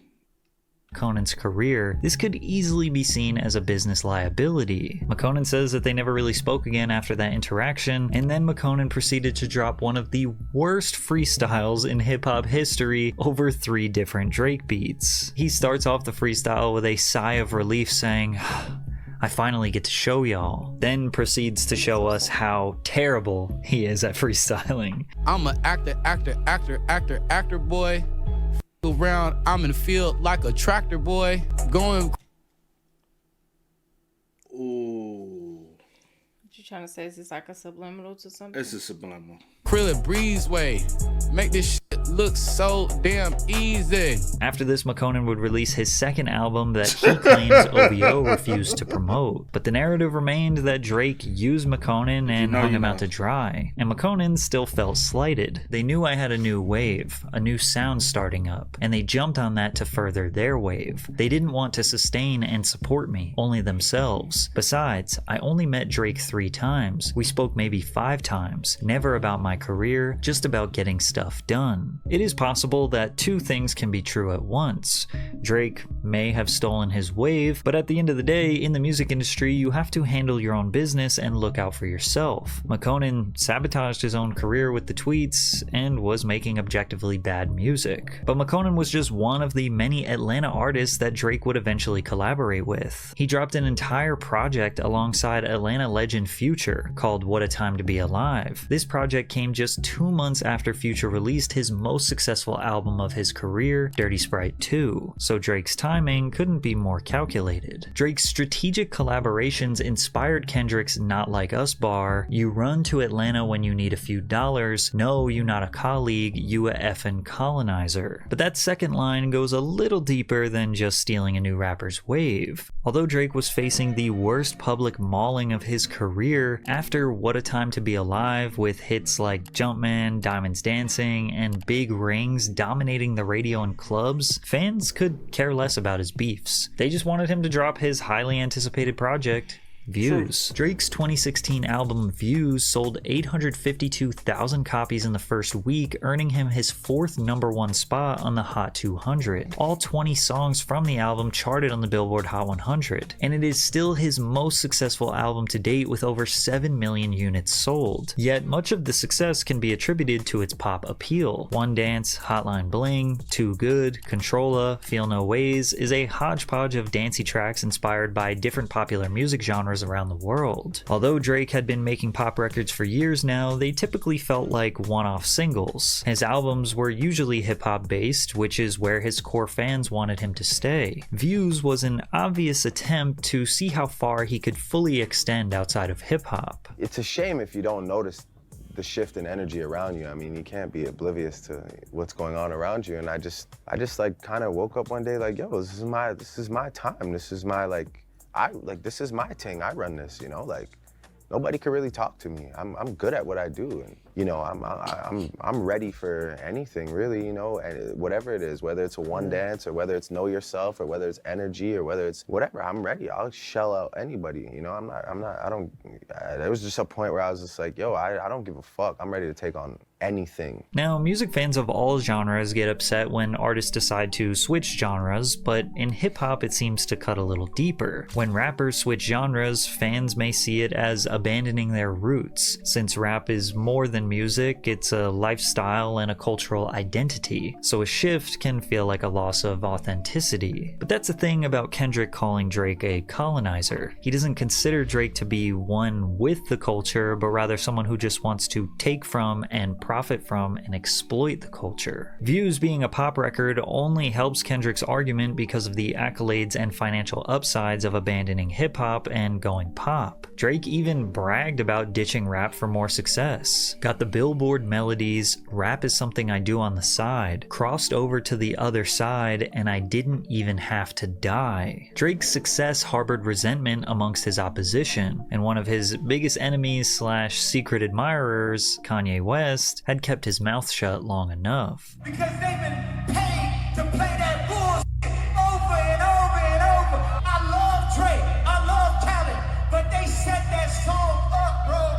During Ye's 2016 St. Pablo tour, he was infamously going on long-winded rants about the music industry, the fashion industry, and his personal life night after night. On this particular evening, he came at Drake and DJ Khaled. He was specifically frustrated about the radio presence of their collaboration for free. The song spent 9 weeks on the US Billboard Hot 100 chart, peaking at number 13, but the radio data will shock you. Riverside, San Bernardino, California championed the song with 136 spins in the most recent tracking week. It was the station's most played song of the week. That means the song was played an average of 19 times per day, nearly once every hour, and that's just on one station in the USA. Ye was seemingly hinting that there was some sort of payola or pay for play going on, since he said they had set the song up, which is that's why I hate radio. I hate radio. They will play a song over and over and over and over and over and over. I've been stopped listening to the radio. Ironic, since this is the exact thing that Drake is accusing Kendrick of doing today. However, Ye didn't provide any substantial proof of this, and this jab at Drake was just one quick mention of a 17-minute rant. Ye was also hospitalized after this evening due to exhaustion. Although we are used to this behavior from Ye now, at the time, everyone just called him crazy and shrugged it off. Drake responded to the criticism in an interview with DJ Semtex, where he admits he was kinda confused.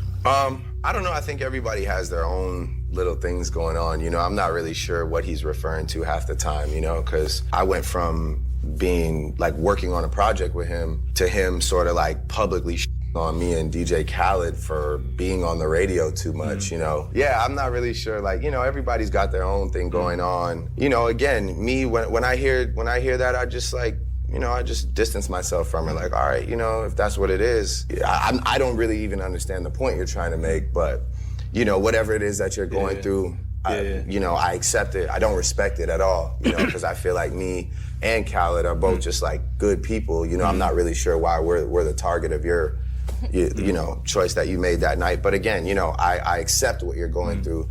And, you know, I just go and continue working on my own thing. And, you know, the more and more this progresses, the more and more I just feel like keeping to myself, because it's just so unpredictable. You never know like which way people are gonna go. So at this point, Ye and Drake were actually on good terms. I believe Drake is being genuine here. Drake had helped Ye write a few records on the life of Pablo, and they only ever expressed positive sentiments about each other up until this point. Now, aside from the obvious mental health issues he was struggling with, Ye was seemingly just jealous that a throwaway Drake record for free was outperforming any of the Life of Pablo songs on the radio. 2016 was yet another summer dominated by Drake. However, 2017 would go down as a pivotal year for Drake. For his entire career up until this point, he rode the waves of the new generation rappers, only to further his own career and watch them crumble. Well, one artist was not going to let that happen, and his name was XXXTentacion. X had built one of the most loyal and die-hard fan bases hip-hop had ever seen, and he did it exclusively on SoundCloud. In late 2016 and early 2017, X's iconic song Look at Me started blowing up online. The crazy part was X was locked up in Broward County Jail with charges for robbery, assault with a deadly weapon, and home invasion. Drake was on his Boy Meets World tour, where he previewed an upcoming song from his 2017 album More Life that sounded eerily similar to X's Look at Me. This song would eventually get released on Drake's More Life album called KMT. It is basically universally agreed upon that Drake stole the exact flow of Look at Me, but Drake disagrees. I'm just like, yo, it's crazy that people think that after all this time, after all I've been through, that I'm the type of person to go pre some song that's on SoundCloud. It doesn't have like 2 plays. It has plays, you know, he has his cult following, and go and think that I'm gonna like take that and make it my own. Like, I'm not stupid. I'm not like a person like that, you know? Considering Drake has never made anything that sounds like that song before or after, and he is known to just jump on new rappers' waves that they're creating, he seems to be flat out lying here. But X was different from other rappers that came before him. He wasn't gonna let Drake get away with this, and he was going to do everything in his power to let the world know where Drake got that flow. He took to Twitter to express his frustrations. I'm not gonna say no names, but it's funny how one of my guys hit me up saying, Drake watched your interview and messes with you. Now this dude is trying to play it safe and play it innocent. But it's cool, we all know Hotline Bling was a bite of Cha-Cha. I'm not the first dude he bit, nor will I be the last. Drake is a pussy. Money don't buy you respect. Drake's career is... I do forget that they did say he stole, what was that, drums? Cha-Cha? Was it drum? Cha-Cha. I do remember that, but I don't remember verbatim. Let me see. Drum. Cha. Yeah. Drum had a single called Cha-Cha, and they basically said that Highlight Bling was which he has did that a lot. If you don't know who Drum is, the Broccoli joint. What Lil Yachty? But now look at who writes a lot of Drake stuff. Lil Yachty. Let's go. It's almost over. He better start investing money into real estate, because once it's all over, he really gonna see the fake love. He also warned Drake not to come to Florida, where X is from. X had made multiple allegations that Drake's team had reached out to X's manager before KMT was released, but Drake suggested that he had no idea who X was. And we know Drake is the king of discovering new talent before anyone else, so X's claim is not unfounded. Keeping a blood raw, I still think Drake a fuck nigga. Like, I think he's not a man. I think that's a bitch move. Especially when I was in jail facing life, bro. You get what I'm saying? If Drake would have came to my barn hearing, you know what I'm saying, that would have made my fucking day. If he would have showed that he's a hospitable person and that he's really in this for the culture, rather than being a nigga taking my shit, running off with it, and then putting it on his album, then he would have got my kudos, he would have got my respect. I would have let him hop on the remix, take 100% royalty rate. I would have done it. Because I know I can maintain, you know what I'm saying, and I would have appreciated him for being a real nigga. But Drake not a real nigga. But X didn't leave it at that. He wanted to push Drake's buttons, like tweeting about how his mom was cute or telling him to stop with his fake accents. Hey, tell this nigga Drake, stop speaking patois. You are not Jamaican. I'm a real Jamaican. I'm from Kingston. All of my family is from Kingston. Stop stealing my people's culture. Get the off our... We don't claim you. Stop. We don't want you. Go back to where you came from. Whose man's is this? Drake's fake accents have been a constant point of criticism over the years. For the first half of his career, he quite literally just sounded American. What really bothers me the most is the fact that, you know, sometimes I feel like I don't get enough credit, or I'm not making a big enough impact because I'm not enough of a loose cannon, you know, in situations like this where we're doing a one-on-one interview. But this may have been intentional. I don't want to show up here with like the super fake American accent and be like, you know, a lot that was at one point in our city was the thing, was like you had to pretend like you were from New York, or you had to pretend like you were from somewhere in the States to kind of be like respected and cool. It seemed as he got older, he started using more. But also, people gotta feel like I said one time about like Tupac. A lot of these people, you don't know who these people really are. Like on some real spill, because these people do have a backing in theater. Mm-hmm. Like even with Tupac, I'm like, what? Like Tupac is a great ass actor, right? Yeah. Do we really? You know, none of us know who he really is besides his close loved ones. Even with Drake backing is theater. Mm-hmm. No one really knows the real Drake besides I'd say his mom. Yeah. Even his homies probably don't even know the real Aubrey. Yeah. Like the people who call him Aubrey know who he is. Everybody else call him Drake. That's a whole different persona. Mm. That doesn't what he goes back home to. More Toronto slang and just sounding overall more Canadian. Don't talk to me, talk to these people. It's about these people right here. It's about these people, it's about the city. Hey, listen, we have the best player, we have the best fans in the whole NBA, in the whole world. Look around you. Look at this. We created this. This didn't exist before we were here. Look around at the square. I promise you right now, we did this. Doesn't matter what anybody says. They can say it's disrespectful. They can say it's this and that and that. Everybody's within the rules. Everybody's doing their thing. All we are is proud and passionate. For our genre, I just like to, you know, keep things exciting and keep making music. Shout out to everybody that's trying to do the same thing. More life is coming soon, and more tune for your head top, so watch how you speak on my name, you know? He has been practicing his UK accent for years. You know how good my London accent is? Oh, dude, when you were going... These guys came up to me like, yo, dog, you know what it is, dog? Big up yourself, bruv. You done know Drizzy Drake, dog. It's crazy, right? That is not a bad Westwood impersonation. South London, dog. You know what it is. But they talk like they want to shoot you in your face. Talk crazy out there. They're just like, yo, dog, you know what it is. You're the man, dog. You're the man. You're legend, dog. Right? And he's even experimented with this hybrid Jamaican, Caribbean, British, I don't even know what to call this. Set the thing dead and trust me, headshot them bomb up. Oh, what's poppin'? Man's never been in marquee when it's shut down, eh? Kendrick Lamar even addressed his accent changes in Euphoria with the line, "It's no accent you can sell me, huh?" Or in the chilling Meet the Grams diss track, he said, "You lied about your accent and your past tense. All is perjury." Drake has addressed this multiple times. He doesn't think it's a big deal. I still love making music, and part of loving it is a challenge, right? Like I need new challenges. So, you know, people often question like, oh, why, you know, all of a sudden you're switching your accent and making. You know, the thing is, though, another thing. What? In hip hop culture, even within black culture, we never press those who are not from the culture. And I know people gonna be like, "What you mean with it?"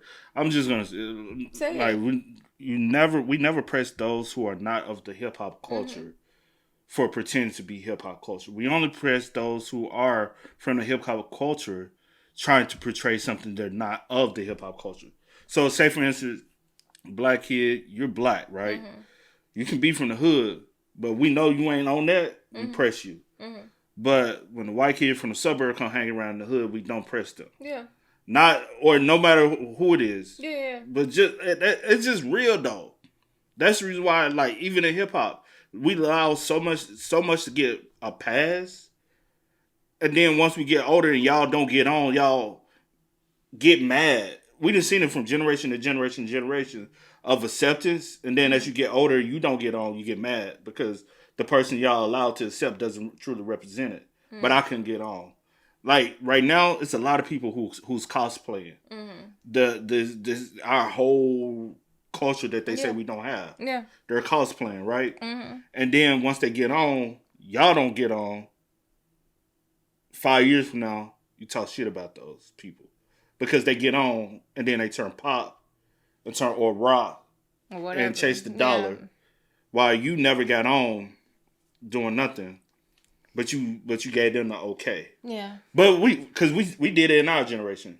Generation previous from us did it in their generation. Generation below us, and it's a continuous cycle. It's always gonna be. Cycle. Yeah. Even back in the day, our parents and our grandparents, they gave leeway for somebody else. They run with it. They don't get on. They complain about, you know.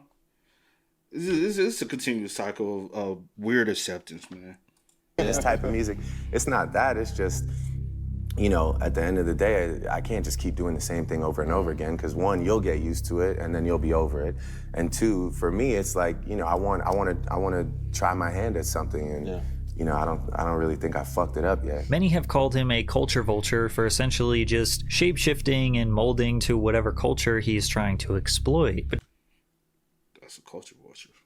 Drake says he's not exploiting, he's just showing love. Like, even the definition of appropriating a culture is not supporting that culture, doing songs with people who are deeply rooted in that culture, giving opportunity to people who are in that culture. That's not appropriating. Appropriating is taking it for your own personal gain and denying that it was ever inspired from this. That's the true. But he did do that, right? And you know, and people like this, they fix it and band-aid it up, or however, like, they need to do whatever they need to say to make themselves feel better for the things that they do. What's like a very good simplicity of culture vulture is basically trying to monetize and capitalize off a culture you have nothing to do with, don't come from. That is the easy, simplest way. Drake has did that with not only hip hop. He's done it with Jamaican artists. He's did it with African artists. He's done it with UK artists. We've seen it work. We've seen it not work. He's L.A., New York. Like he does capitalize off of multiple markets. He's not afraid. And I think if he was just more honest and open about it, say, hey, shit, it is what it is, more people be like, okay, shit, at least he know. And that's basically what I was trying to say. Yeah, like, instead of saying, like, this is not what it is, just be real and be like, yeah, that's what it is. It is, like it is what it is. Like, and with him, I'm always like, okay, what personality we gonna get today? Who we gonna get today? True. Because since he is that theater kid, he is an actor. He just said that he feel like you will get used to, if I gave you the same thing every day, you will get used to it. I get bored with it, so I have to switch it up. I have to like come with something new. Like, I don't want to get, you know, stale or stagnant or whatever the case may be. So with him, I'm like, who we getting today? Who we tapping in today? But disservice that somebody could do to the UK, to dance hall, to Afro beats. Me, I've always, anytime I embark on one of those journeys, I ensure that I'm not only paying all due respects verbally, but like I make a point to give give opportunity to people that I respect, you know? Regardless, X was coming at Drake's neck like nobody had ever seen before, straight up laughing in his face. Tell everybody in OVO, suck my, spit on it, eat it up, gobble it up, don't you spit, ugh. Listen, Lil Wayne made that nigga. Drake saying they found him like this, man. Lil Wayne made you ass nigga.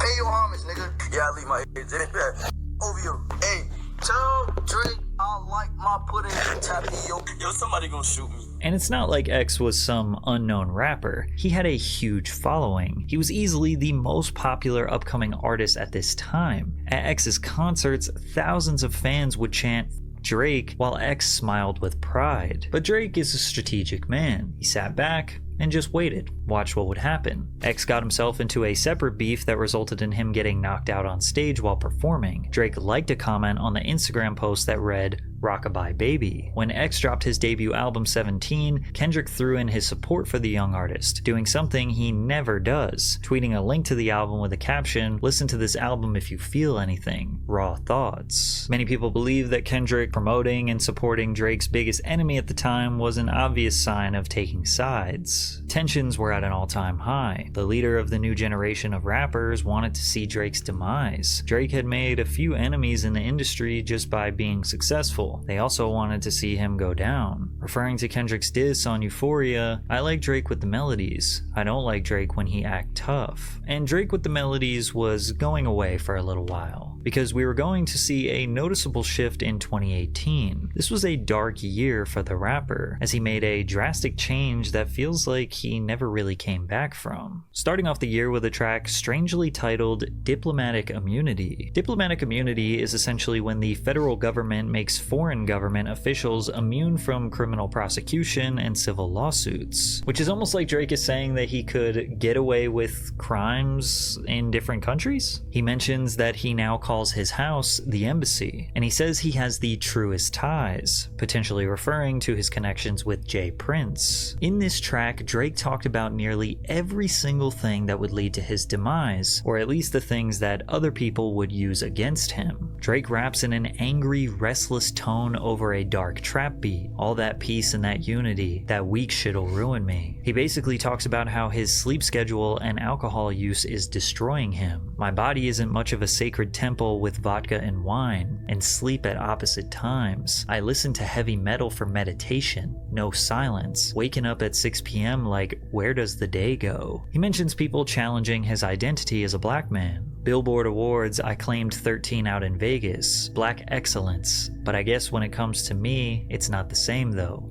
All goody. He even threatens you will be shot and or killed if you come at him. Come at me and all you'll get is the ballistic report. Get a runaround and I'll bury you where they won't find you. He even took shots at Joe Budden, his biggest hater in the media. I've seen Budden careers turn to sit around and talk about other careers, judging their destroying him. My body isn't much of a sacred temple with vodka and wine, and sleep at opposite times. I listen to heavy metal for meditation, no silence, waking up at 6 p.m. like, where does the day go? He mentions people challenging his identity as a black man. Billboard Awards. Did it jump us all the way back? Yeah, it did. And I'll bury you where they won't find you. Sorry, y'all. He even took shots at Joe Budden, his biggest hater in the media. I've seen Budden careers turn to sit around and talk about other careers, judging their peers, knowledge from dudes who did not contribute to none of this here. He even raps, a Rotterdam trip had me on the front page. Information leaked that Drake got a prawn star named Sophie pregnant in the Netherlands. And also, his legal team did not deny that it could be his. If it was in fact Drake's child, which he does not believe, he would do the right thing by the child. Also in the track, he says that he is violating the Treaty of Versailles, and that he refuses to comply with regulations. The Treaty of Versailles was essentially the agreement that ended World War I,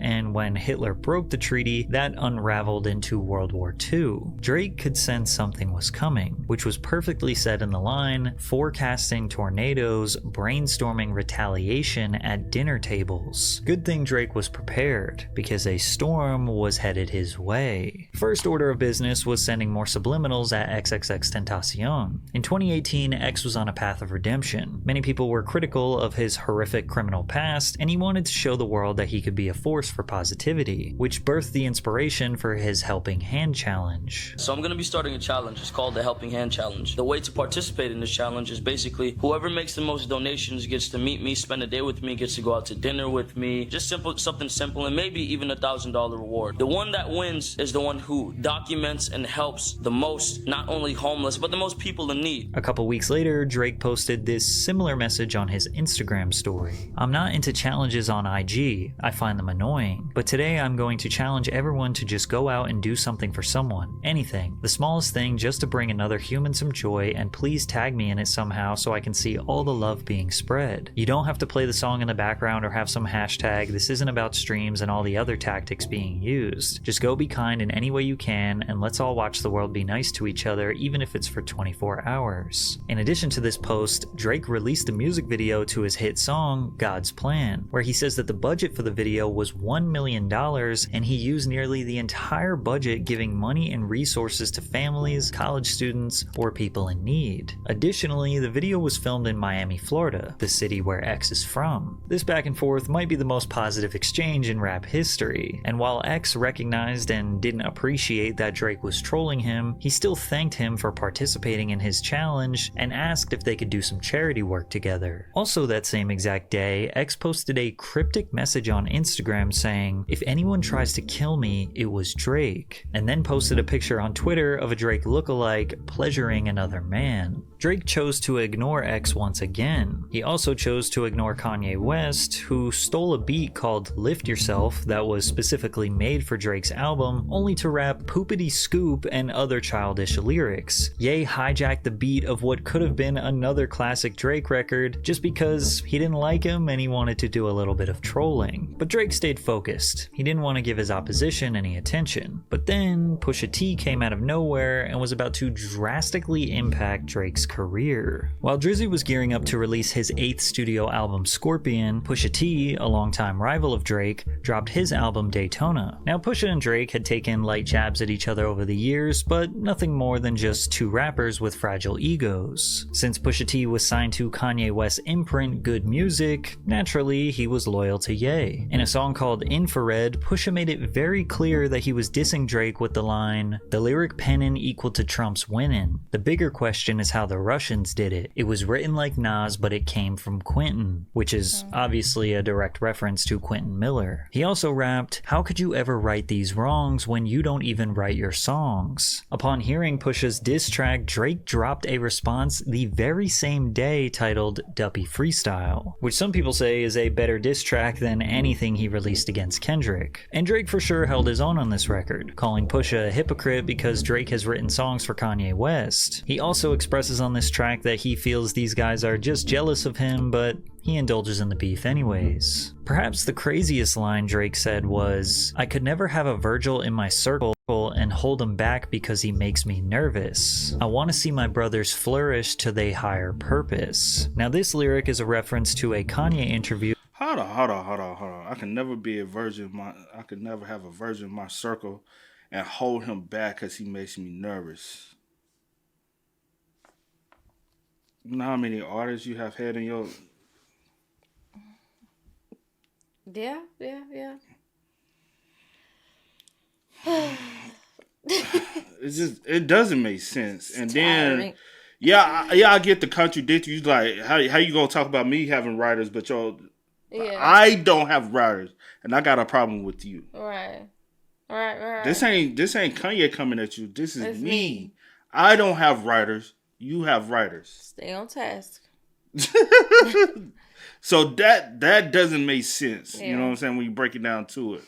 But again, I know a lot of people push stuff. Sorry, I'll say that's the disconnect from generation to generation. Mm-hmm. There is always a big disconnect. Reason why, unfortunately, in the Black community, which is the hip hop community, we fail to respect our elders, especially black men. Yeah. You know what I'm saying? Like, as we want to run with a lot of things on ourselves. We don't want another black man to ever tell me what to do.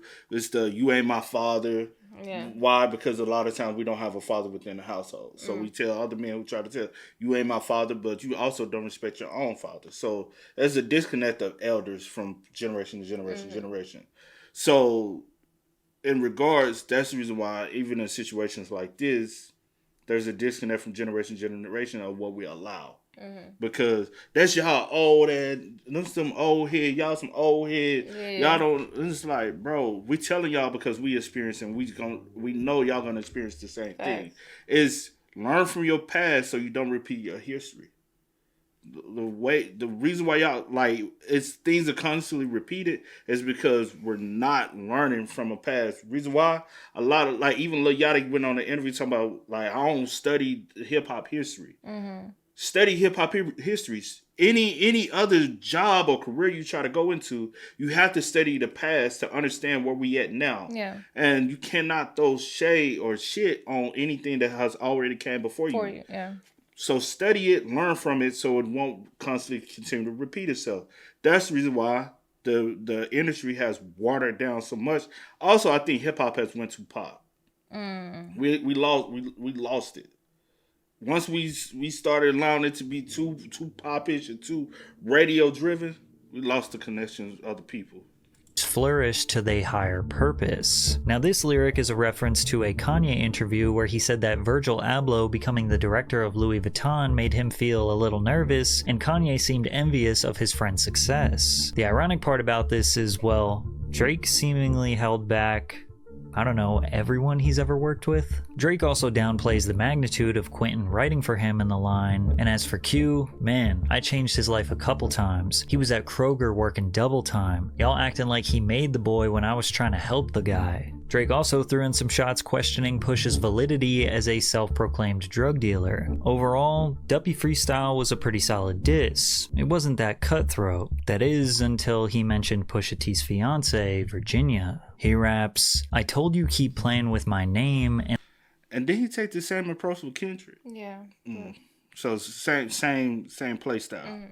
and I'ma let it ring on you like Virginia Williams. Now, this may seem tame, but in hip-hop, the mere mention of a family member is crossing a line and asking for danger. And Pusha T was going to mention Drake's family in his next diss track, with the caveat being that nobody in the world even knew that Drake had a family. The day after Duppy Freestyle dropped, Push dropped a follow-up diss track towards Drake called The Story of Adidon. He raps, "Since you name-drop my fiancé, let him know who you chose as your Beyonce. Sophie knows better as your baby mother. Cleaned her up for IG, but the stench is on her. A baby's involved, it's deeper than rap. We talking character, let me keep with the facts. You are hiding a child, let that boy come home." And then he goes on to call him a deadbeat. This revelation absolutely exploded in the media. Drake has a kid, and nobody knew? He's trying to hide his son, he won't let him come home? There were so many questions and not enough answers. And while the narrative that Drake was a deadbeat dad was definitely a devastating blow, Pusha went so much deeper. He attacked Drake's character, identity, bringing him to a lower level than Drake the rapper. He was speaking to Aubrey Graham, starting with the cover art itself, which features Drake dressed in blackface. Drake knew that this was a terrible look and immediately wanted to address the story behind the image. This picture is from 2007, a time in my life where I was an actor and I was working on a project that was about young black actors struggling to get roles. So if let's just cause this again, learn from your history so you never make the mistake again. Yeah. The history of blackface is prominent in the black community. That's the reason why people still to this day get offended by everyone that has blackface. With Drake also being half black. Like I say this with C a lot. Anybody that's mixed, like personally, I know like in the communities, like you being mixed, a lot of times people sway more with one part of their race than the other. But I always say, never forget, you are mixed. You are both equally. Mm-hmm. Understand the history of who you are both sides. Yeah. With that, you will understand that I'm not even whatever project I'm working with. I'm not. Me identifying. I think he identifies as a black man. I don't know. That's him. Whatever. But me being half black, I cannot go out here and blackface myself. Even in 2007, you were grown. I know right from wrong, and I know this is not a proper representation. Right.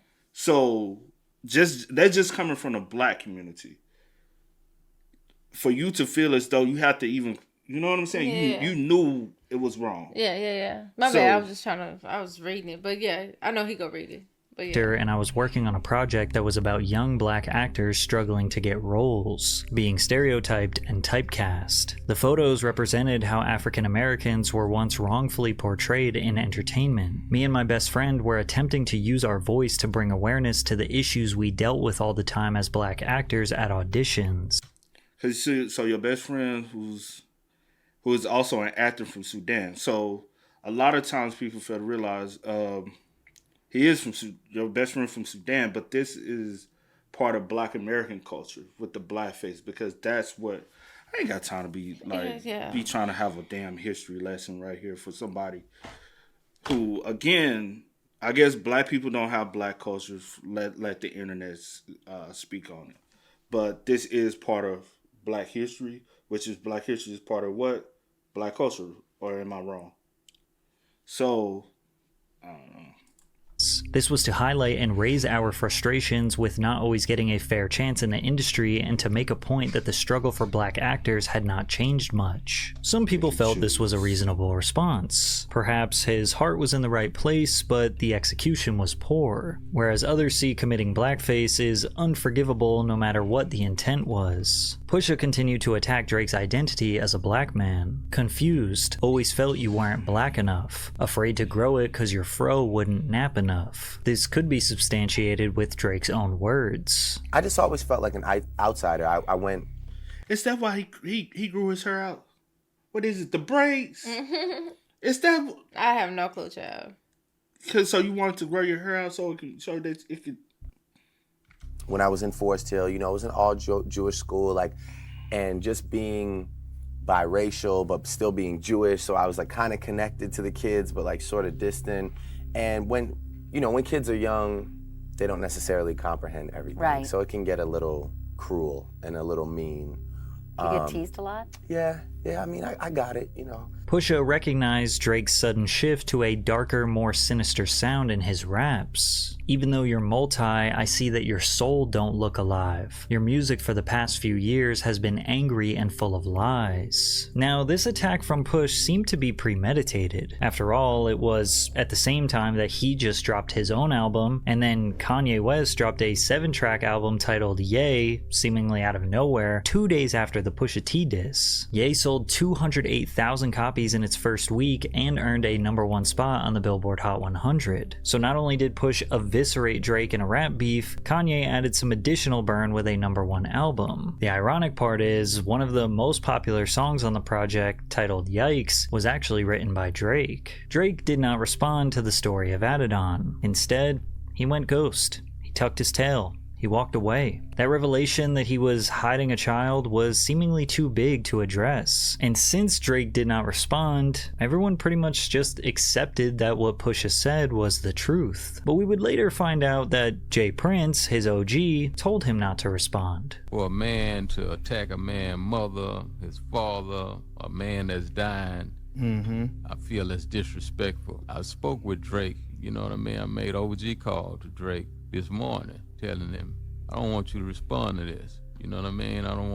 We're gonna put this to bed. So instead, Drake just went back to focusing on finishing his album. Shockingly, 2 weeks after the diss track, on June 18th, 2018, rapper XXXTentacion was shot and killed in a robbery outside of Riva Motorsports, a motorcycle dealership in Deerfield Beach, Florida. 4 men were later arrested and charged in connection with the murder. Surveillance footage showed the suspects blocking XXXTentacion's car with an SUV before 2 of them approached his vehicle, shot him, and stole a Louis Vuitton bag. You know what's so crazy with the X situation? If it's a robbery, right? A robbery the attempt of a robbery is to get the money first, not to kill Not first. to shoot first. Yeah.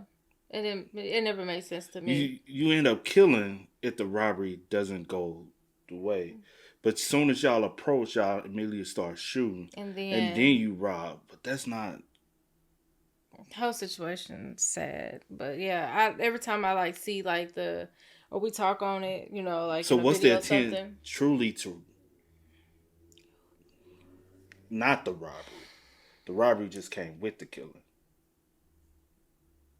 I don't think we'll ever find the real true motive. You know? Containing $50,000 in cash. At the time of the murder, there was widespread confusion about what had happened, with conflicting reports and rumors spreading rapidly online. There was even a video a fan took at the scene of the crime with X slumped over in his car.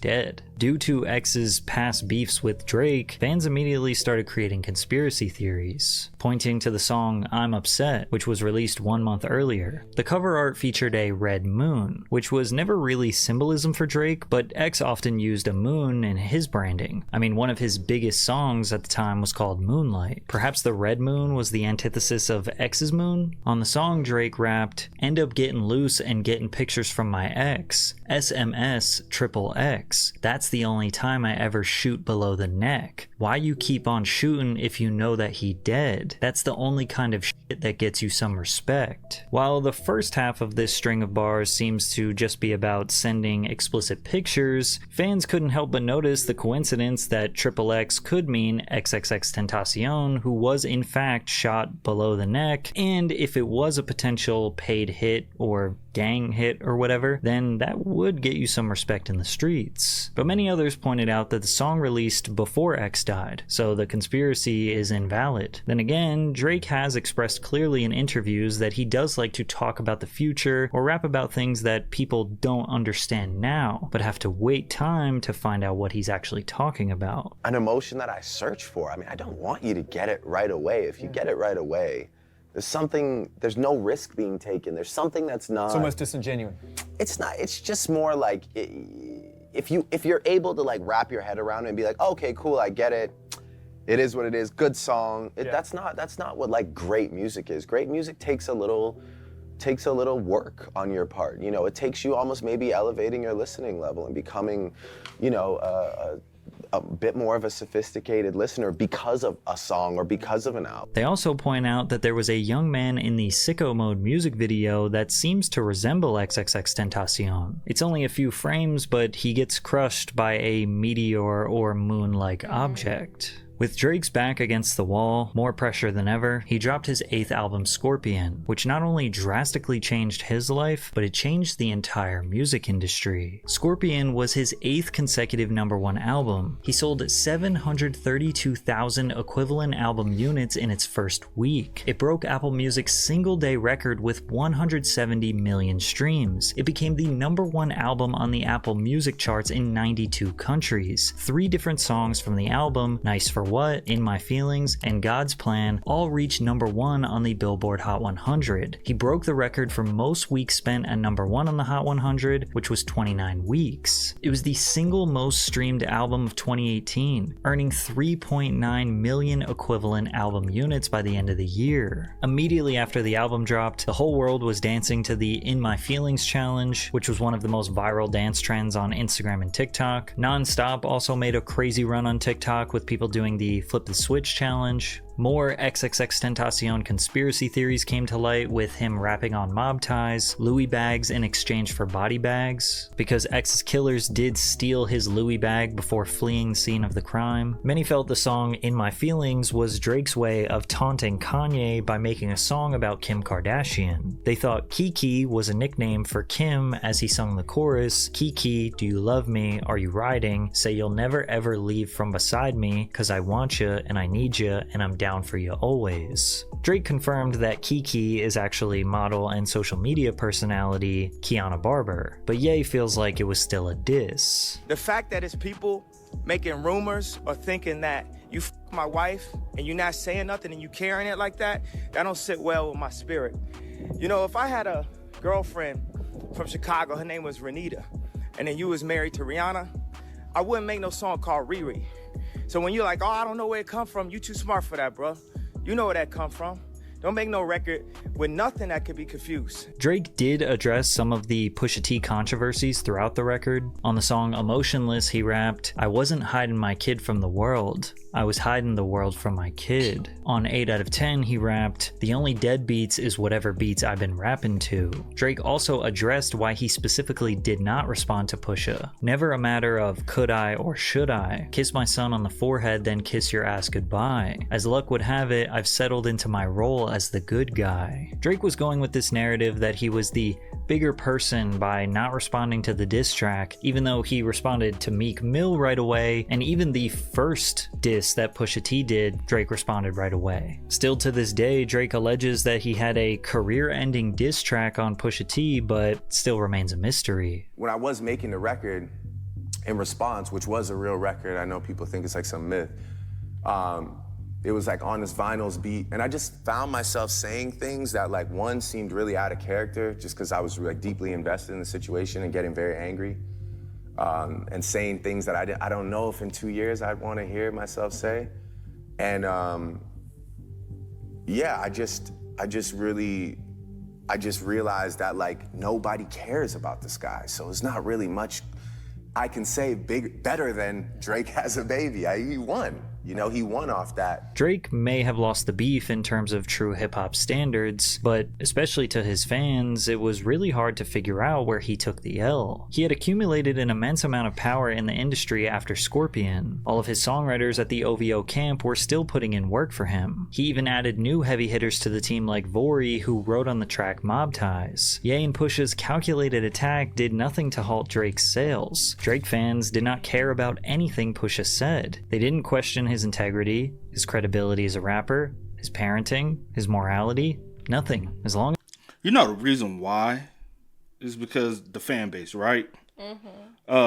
When you got rap beef, you gotta have a fan base behind you. You just can't be like, I'm a good rapper and go at somebody with a stronger fan base. It never works out in your favor. Even if you out rap them, it never goes out work out in your favor. I mean. But because like Biggie and Tupac both had strong fan base. That's the reason why that beef is still talked about today.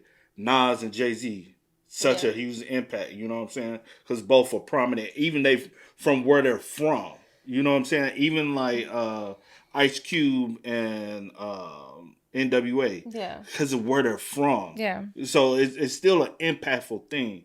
Even like where we're from, you got rappers have beef from that same city.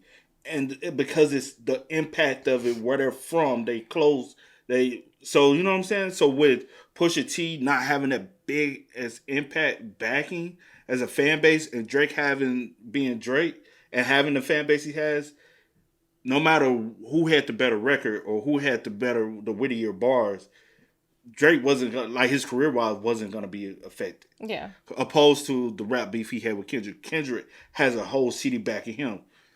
Drake got a country backing him, to be real, with Canada, because he's the most prominent artist coming out of Canada at the time, which can be questionable when it comes down to Weeknd, but but you get what I'm saying. Yeah. So you know what I'm saying? Like Kendrick got the West Coast, not just LA, West Coast backing him. Drake got Canada. That's the reason why this one I think affected more. Because it's not just a little player you're going against. Right. It's you're going against another dominant artist as well. So his credibility as a rapper, his parenting, his morality, nothing. As long as his music was playing in the clubs and they could dance to it, they were having fun. They didn't care about anything else. This is best summarized by Kendrick's Euphoria lyrics. I make music that electrify 'em, you make music that pacify 'em. Drake even made the description of his album every major criticism he had received in his career up until that point. And at the end he writes, yeah, we know, and just shrugs off all the criticism. This is very representative of the attitude that Drake fans hold. They're tired of hearing it.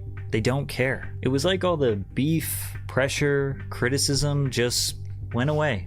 Poof. gone into thin air. Also, his biggest enemy with the most amount of potential conveniently died. As if this couldn't work any better in Drake's favor, the release of this album made him officially done with his contractual obligations to Young Money Cash Money, the Birdman-founded label that helped boost Drake to superstardom and maintain his spot for a decade. Now he was ready to start negotiations for a new deal. Literally nothing could stop Drake. He had unimaginable power, and he knew it. So from here, he continued to play psychological games against his opposition. Most of Drake's beef was with Kanye for the past few years. From 2019 to 2023, nearly all of Drake's subliminals were targeted at Ye, since he was convinced that it was Ye who leaked the information about Adonis to Pusha T. This whole speech of like, you know, I'm in a great place, I'm making money, and I'm a father, and I want to, you know, be Quincy Jones and help you.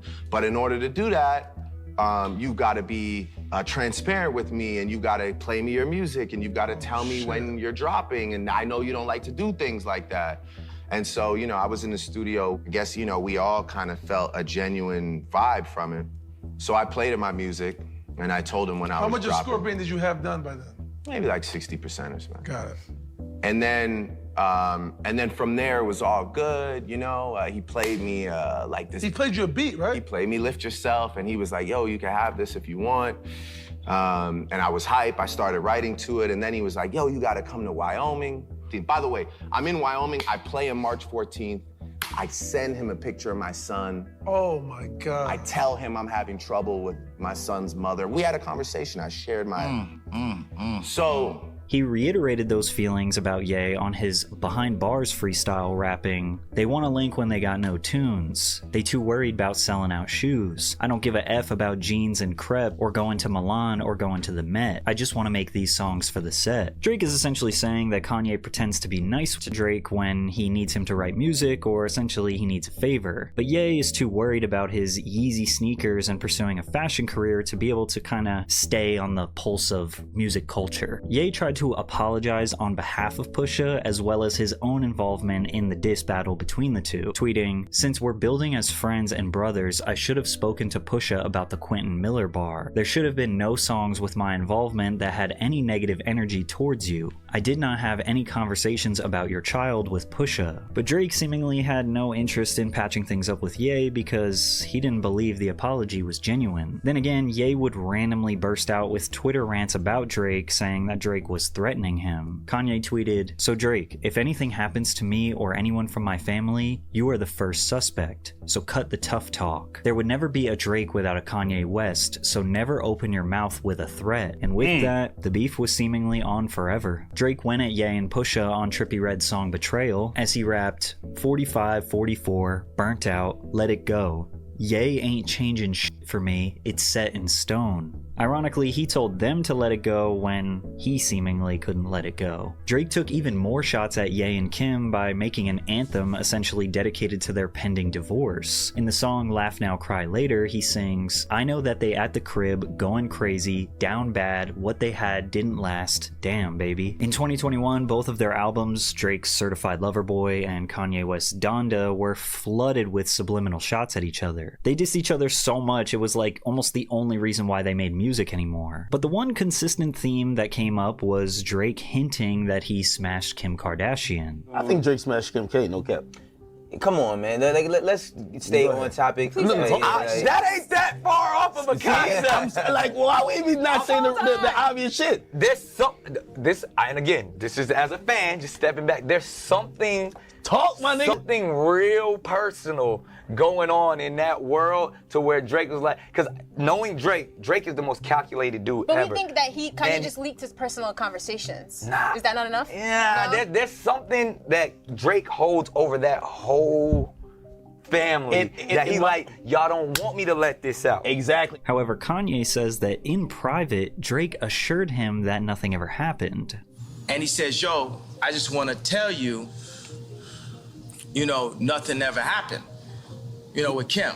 Who, Future's telling No, you this is what Drake told me. Oh, this is I'm Drake. only talking to Drake about Future, really. Like, Okay. I'm like, yo, I love Future. This is after y'all squashed the beat, after the This concert? is when we were squashing it, right? Okay. Now, if you know anything about Kanye West's history, you know he's not exactly the most trustworthy source, but as we've seen in this video, Drake is not really the most trustworthy either, so kind of hard to believe either of them. But they even patched things up for a little bit and did a Larry Hoover benefit concert where Drake was seen crying while Ye was performing Runaway. But despite Drake and Ye making amends, he seemingly threw it all out the window with a subliminal on Rich Flex. You rappers love asking if I effed, when you know we did. She came in heels, but she left out on her cozy shit. Either Drake actually slept with Kim and it eats Kanye alive, or he didn't, but he likes to do everything in his power to convince Kanye that he did. Again, more psychological warfare. On his 2023 song Search and Rescue, which is essentially about not wanting to participate in meaningless escapades with women and desiring a more permanent relationship, he samples an episode of Keeping Up with the Kardashians where Kim talks about being bitter towards her divorce with Ye. Absolutely diabolical. But it was in 2023 where everything started to heat up for Drake. He released his For All the Dogs album, which again was riddled with so many disses to Ye, but also some other people like A$AP Rocky and Rihanna. Fans have long suspected that Drake always yearned for Rihanna, and he is still hurt to this day over her settling down with A$AP Rocky. On his track Fear of Heights, he seemingly goes after her, rapping, "Why they make it sound like I'm still hung up on you? That could never be. Gal can't run me. Better him than me. Better it's not me. I'm anti. Yeah, and sex was average with you." Drake's version of proving that he is not hung up on someone is by making an entire song about them. He also rapped, "I'm not Pretty Flacco, this shit get really rocky." People also suspected he was beefing with his longtime collaborator, Future, over a girl. In the song What Would Pluto Do, he rapped about desiring a girl that was sleeping with one of his friends, but he chose to smash her anyways because that's what Future would do. Drake and Future hadn't made a song together in years at this point. There were rumors that they were supposed to come out with a sequel to their joint album, What a Time to Be Alive. But allegedly, instead, Drake chose to collaborate with other Atlanta artist 21 Savage on Her Loss. Many people suspected their relationship soured, and they were right. But perhaps the most monumental part of this project was Drake's collaboration with J. Cole on First Person Shooter, where Drake is bringing his boisterous, powerful energy, claiming that he is the GOAT of rap. J. Cole rapped, "Love when they argue the hardest MC. Is it K-Dot, is it Aubrey, or me? We the big three like we started a league." Even though this kinda seems like a compliment, Kendrick would not take it as such, and would eventually fire back. However, the track I find most interesting was actually on the 6-song EP/deluxe, Scary Hours 3. Just like in his 2018 track, Diplomatic Immunity, Drake seemingly predicted the absolute chaos that was about to rain down on him in 2024. On the track Red Button, he raps, "Realize that everything premeditated. Everyone was good with me, then everyone's expression faded. Ticking time bomb, they begging me to detonate it. If I press this red button, dog, everybody heaven gated. Press this red button, dog, and everything forever changes." Drake's Red Button will seemingly destroy the industry, so what information could he possibly have? He also hints at the idea that the music industry is rigged against him, or perhaps he is blackballed, and that other artists are using fake streams or padded stats to compete with him. Radio is king again. Billboard got me regulated. Wanna make it fair for you, numbers that I generated. Taylor Swift is the only one I ever rated. Only one could make me drop the album just a little later. Rest of y'all, I treat you like you never made it. Leave your label devastated. Even when you pad the stats, I never hated. These bars seemingly preludes the talking points he would bring up in his petition against Universal Music Group. But was his Red Button this legal action? The chaos that would ensue actually started from an unsuspecting enemy of Drake, Metro Boomin. Metro was upset over Drake's success outshining Metro's compilation album, Heroes and Villains, which featured nearly every major artist in the game besides Drake. Drake actually did have a verse on one of the songs, but Metro chose to remove it and then said it just didn't fit on the album. Just even with like slime verse and trap verse and the outro, it was just already like,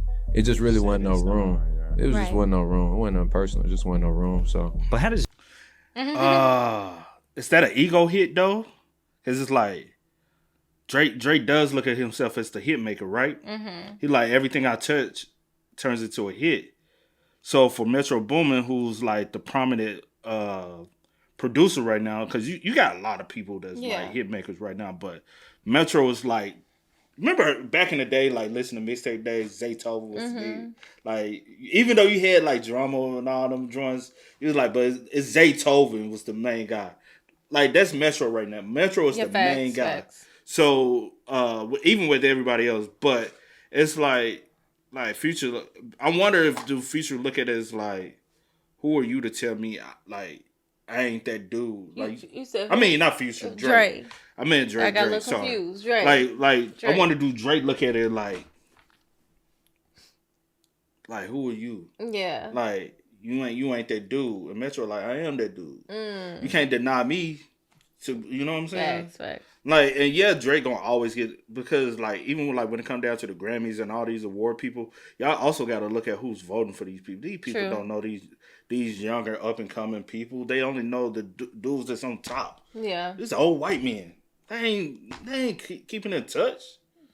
Is Drake not fit on your album that features literally every top rapper in the game? Clearly they had some bad blood, but nobody really knew why. In a Twitter thread that was discussing Metro Boomin's album getting 10 million streams a day and Drake's album only 4 million a day, he replied, "Yet her loss still keeps winning Rap Album of the Year over Heroes and Villains. Proof that award shows are just politics and not for me. I don't care about awards, honestly. The true award and reward is knowing that the music I spend so much time on brings joy to people's everyday lives." It's obvious that Metro was just jealous. He claims he doesn't care about awards, but yet here he is, upset about it. So he deleted the...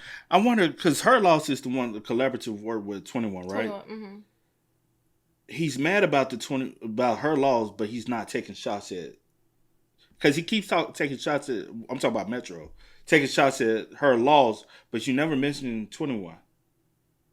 It's deeper than the album. It's deeper than like, that. if you really look at it. He don't have a problem with 21. He got a problem. But 21, that's 21 albums just as much as it is and Drake. that lets you know that it's deeper and bigger than just what we see or what they saying it is. Yeah. The tweet, which made Drake call him a tweet and deleter on a Kick live stream. To the rest of you, the non-believers, the underachievers, the tweet and deleters, you guys make me sick to my stomach, fam. Honestly, if you guys want to look in my eyes, you guys want to do something? You guys, that's what I thought. No, that's what I thought.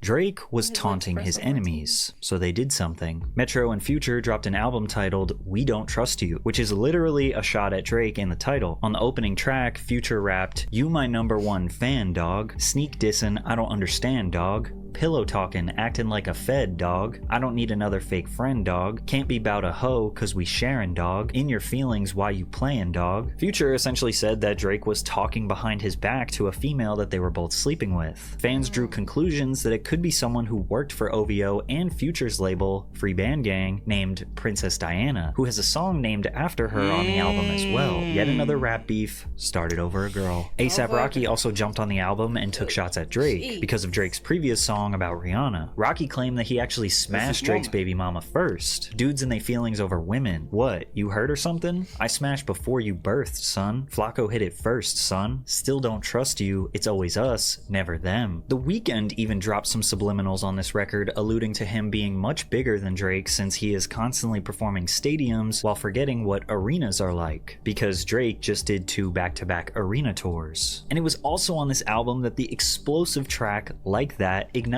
the back and forth between Drake and Kendrick, with Kendrick firing off some not so subliminal shots at Drake and J. Cole, rapping, "Mother F the big 3. It's just big me. For all your dogs getting buried, that's a K with all these 9s, he gon' see Pet Cemetery." All the walls were closing in on Drake. All his enemies had finally had enough of him. They were sick of his disses, sick of his success, sick of his predatory behavior, sick of his disguises and phony accents, sick of his pandering, sick of his redundant songs dominating the radio, sick of stabbing people in the back, sick of him pursuing literally every rapper's girl. They wanted to see him crash and burn, so they decided to all attack him at once. Now obviously, Kendrick Lamar got all the spotlight since their back and forth became the bulk of what people were talking about in 2024. But the beef with Kendrick essentially covers all the stuff that I have broke down for you in this video. This video that took me, 2 hours to explain, Kendrick was able to do in 4 diss tracks. So on one hand, it seems like Drake just finally pissed off enough of his peers over the past 17 or so years, but what if I told you it might actually be even bigger than that, and that the rap beefs were actually just a distraction to Drake being a much bigger threat. Now this is the part where a lot of the juicy drama goes out the window, so people tend to check out. But make no mistake, this is the thing that actually matters. In 2020, a conversation between Steve Stout, record executive and founder of the independent music distribution service United Masters, and independent rapper Russ, went viral discussing about what would happen if Drake decided to go fully independent, since Drake was in the middle of negotiating a massive deal with Universal Music Group. If Drake right now, completely independent, if Drake right now posts a link on a picture on the gram of his new album, link in bio, it isn't a link in bio, new album out, fully independent, Drake will make $10 million a week for fucking 60 weeks. By the way, you know what I'm saying? It's like insane. Drake is, I said this before, it is about to come out in the next 6 months. Drake is about to get the biggest bag in the history of the music business by far. He should. Because, well, A, he should, and B, they don't want that to happen. Because the day that happens, you might as well close the business down. But also, I'll say this. Hip-hop is a young man's game. Same like NBA, which is prominent with both, right? Hip-hop is a young man's game. You're going to eventually get old. Mm-hmm. All those past records Drake had, those are still attached to labels, right? You know what I'm saying? Like publishing and all that. Any new music, if he decided to, if he would really want to go independent, he could. Yeah. He won't be pressed on Universal Music Group, but you still need Universal. Like,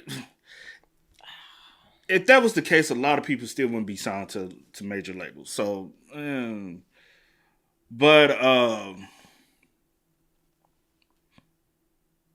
could we possibly be at the end of Drake's career?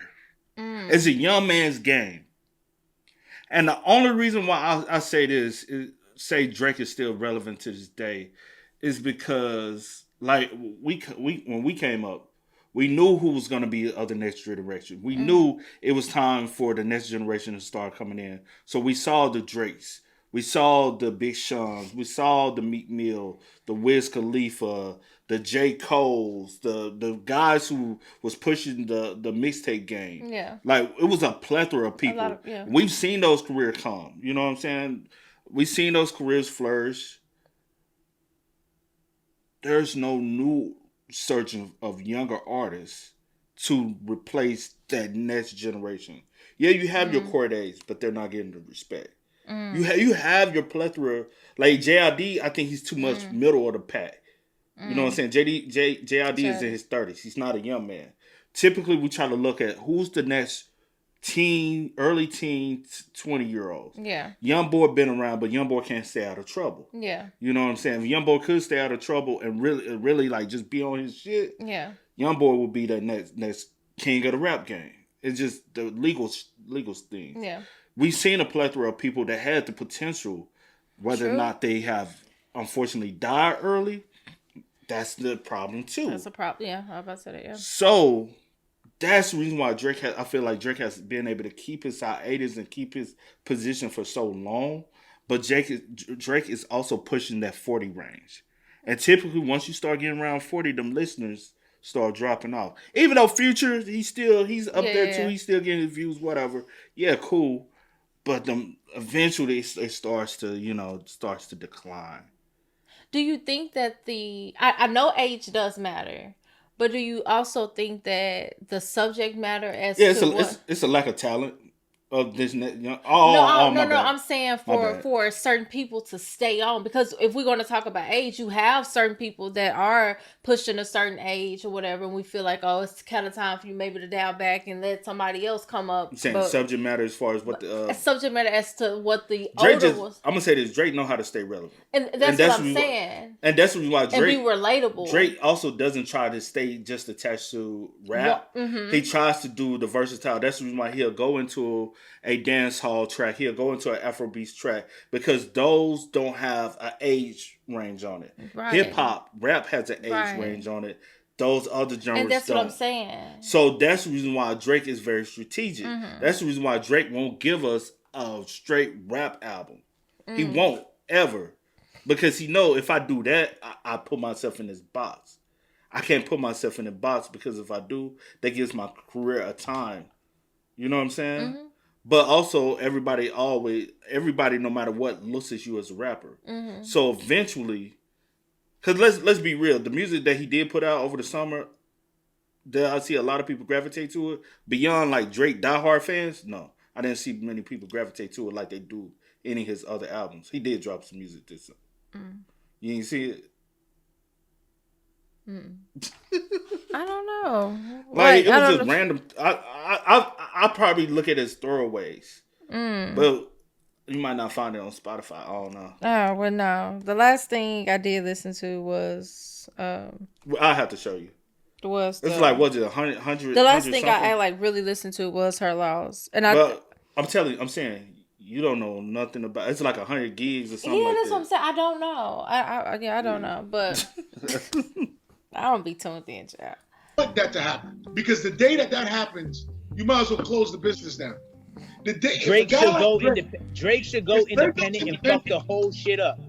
If Drake goes independent, the music business is over. Even though this is a short clip, there is a lot to unpack here. Firstly, Steve Stout accurately predicted Drake getting the biggest bag in music history, because shortly after this interview, Drake signed a LeBron-sized $400 million recording contract. After the deal hit the news, Drake rapped on the Migos song, Having Our Way. Things done changed. Billionaires talk to me different when they see my pay stub from Lucian Grange. Lucian Grange is the CEO of Universal Music Group. UMG is one of the big three record labels that own and control the entire industry. UMG holds the largest market share, controlling 38% of all of the music that exists. The contract was described as a 360 deal on steroids, encompassing his recordings, publishing, merchandise, and visual media projects. However, new reports say that it's just a licensing deal. Drake's current deal is a licensing agreement, giving UMG the right to commercially exploit his music for a set period. That's why they released the bundle he self-leaked. Once the term ends and the advance is recouped, Drake regains full rights to his music. UMG owns nothing. Here's like an extremely simplified version of what this means. Drake gets paid $400 million up front, and then UMG takes 100% of his record sale earnings or album sale earnings or stream earnings until they get back their $400 million and a little bit of profit. Then after that, the deal is done and he retains ownership of his masters. Maybe after they signed this deal, UMG thought Drake would get comfortable.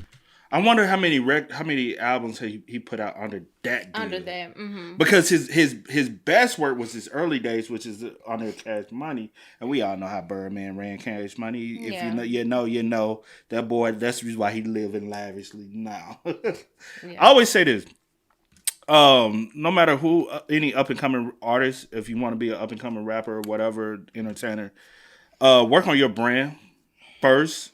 Make sure your brand is established enough to hold some type of weight. So when you do go to these tables to negotiate anything, 360 deal is the worst deal ever, bro. Or when you go to the tables, you'll be able to negotiate properly. Yeah, but most to screw you over. With how the music industry operates now, it's damn near impossible not to sign a 360 deal. But also, with his 360 deal, they got profit off of everything. So a lot of things he was doing, he was running, pushing all this stuff. They were recouping that money, but he just got an upfront fee. Yeah, is that the smartest thing to me? Upfront, I don't know, bro. Maybe just depends on who it is. Only way you can look at it is long term. Yeah, and right now it's too. I think it's just too prematurely right to judge it. I think we need to give it 10 years. And then we can be like, shit, Drake was smart as hell. But sometimes we can't judge things and be like, Drake was smartest. And then we see it like 10 years from now and be like, oh, like nobody playing Drake now. You know what I'm saying? And then he'll sell that music and make money off. You never know. He got his $400 million. He's been in the game for over a decade. Maybe they thought he'd slow down, take his time releasing music, and they were going to recoup their investment over the next 10 years or so. What I'm saying is they probably thought this was like his retirement deal. But after Drake signed this $400 million deal, he grinded harder than ever. In his 2021 track, Over the Top, alongside OVO sound signee Smiley, he said, "Anyone else would retire, but I'm not content. I want to bury these dudes like 20 feet down so no one can find them again. It's gotta be scary to witness me carry these dudes around in both of my hands." He did back-to-back tours in 2023 and 2024 consisting of over 100 shows. The It's All a Blur tour grossed $215 million.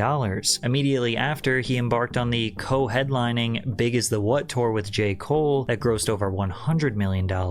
In that time, he released Certified Lover Boy, Honestly Nevermind, Her Loss, For All the Dogs, Scary Hours Deluxe. He dropped 4 albums and 18 singles in less than 3 years. And since 2021, he has generated somewhere between 40 and 50 billion with a B streams. Now the average stream payout is...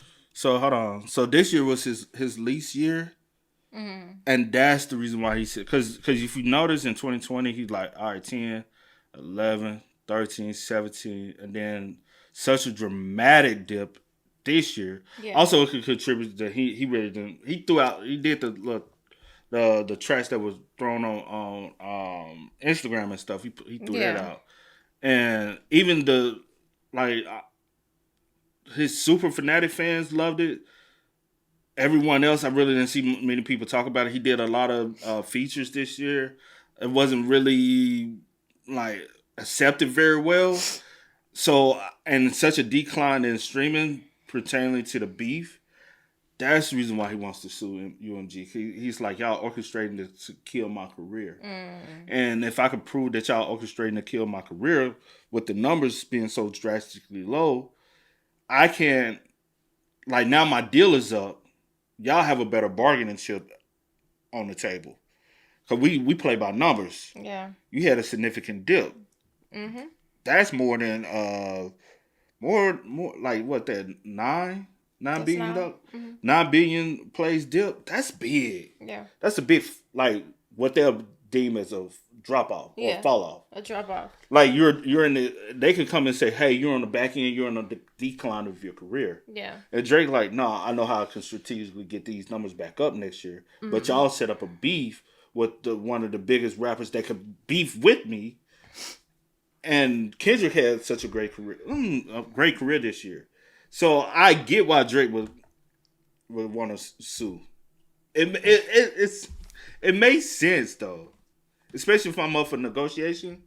Because now what I might ask for, y'all be like, nah, you highballing. You on the decline of your career. We're going to offer you that. I can agree with you in that in the sense of I see why you're doing it.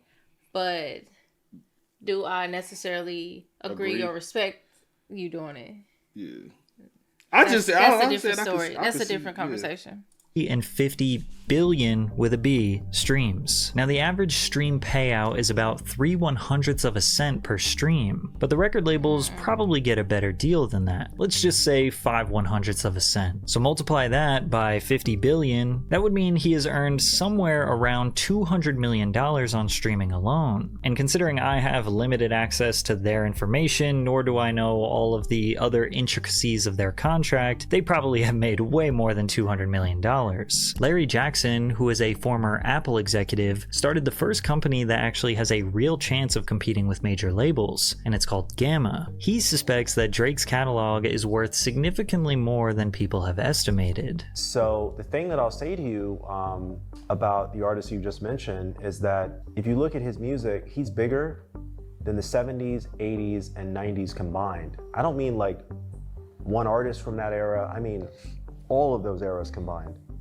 70s and I'll even say the 60s, 70s, and 80s rather, not the 90s, 60s, 70s, and 80s. I think it's a safe assumption that Drake has either made the I'm gonna say that when you put the I'm like 90s, early 2000s. When you say 60s, 70s, and 80s, okay.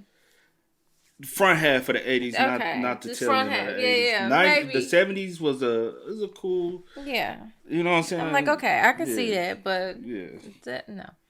$400 million, or he is extremely close to making it. And after that, he gets ownership of his catalog. But do you think Universal wants Drake to own his catalog? Additionally, since he made the money back so quickly, standard business...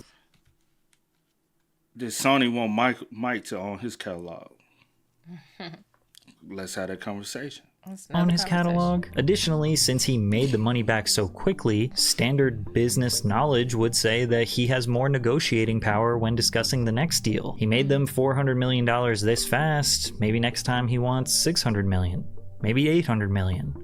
Maybe over $1 billion. Drake knows how valuable he is. Maybe he's asking for a deal that benefits him more than UMG. Because before this rap beef with Kendrick Lamar, the record labels needed Drake more than he needed them. I mean, think about it. What would happen to the music industry if Drake went independent? Well, first you have to assess, what does the record label do for Drake that he can't do himself? Streaming services are the overwhelming majority of how people consume music. You have dozens of services like DistroKid or TuneCore that allow you to upload unlimited music to every major digital streaming platform for like $50 to $100 per year. The days are long gone of relying on labels to produce, package, and distribute physical copies of your music to Best Buy and then track the sales and then report those numbers back to you. Everything is just done online now. Additionally, social media is the way that artists communicate directly with their followers and let them know that they are dropping. Marketing campaigns these days, if an artist even does one,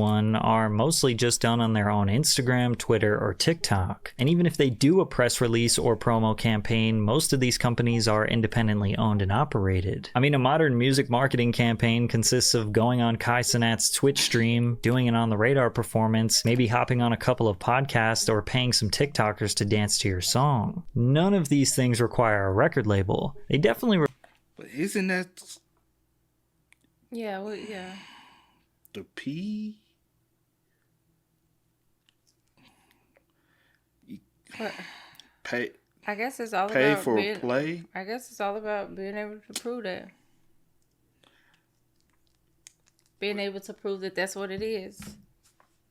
And that's when you go legally and you get the FBI involved. Eventually, because of social media, the music industry will have a big problem because of social media. And everybody wants to make money by charging people instead of making money the traditional route is by the platform. That's the reason why also I prefer not to do sponsored music reactions and all that. Pay for play is illegal. You cannot pay. Yeah. But I wonder, because you're not technically under a corporation as far as like a radio broadcasting. Then how does that work? Yeah. But that's the reason why, as time goes on, the legalities of how the record industry operates changes. Y'all got to realize laws weren't always in place. Because of something happened, these laws are in place. So it's just a matter of time where the law catches up with social media. Yeah. And a lot of things will change. require money, which labels do provide, but so do banks and cousins and uncles and grandmothers. And that's obviously not a problem for Drake. Not only is he rich, but every single platform or influencer would be excited to host him because their numbers will boost significantly. It's a symbiotic relationship. If Drake comes on your show, he can talk to the people, and your relevance and revenue will skyrocket. However, there are two pretty important areas of music that are still controlled by big corporations. One, radio, and two, touring/live music. You, as an independent artist, will never, and I mean never, get on any major radio station without being signed to a label, or if you pay to get your song played. Now, or if you just got a hit, you gonna make the radio. You would get on the radio. You gotta. It's a lot of stuff you gotta do. It has to be good. Yeah. And you can do the old traditional route. Link up with the DJs. The DJs are on the radio. They might not can get your stuff on prime time, but on Fridays they have mixtape days and stuff like that, and that's what you really prominent to really get your stuff out. There's still people who ride and listen to the radio. It is what it is. There's still a way to get on the radio without being on a major label, but the song has to be great. It can't be this bull crap y'all keep wanting everybody to post. Y'all should be trash. Point blank period. But there is a way to get on the radio without a label. Now, touring, Live Nation, try your best. I don't know what to tell you. Them boys strong. You ain't finna tour Not like that. I've seen homies from college try to put on. It's a lot of money go behind trying to tour and you being independent. It's very, very, very hard. A lot of people are paying to get on these stages and not getting paid to be on these stages.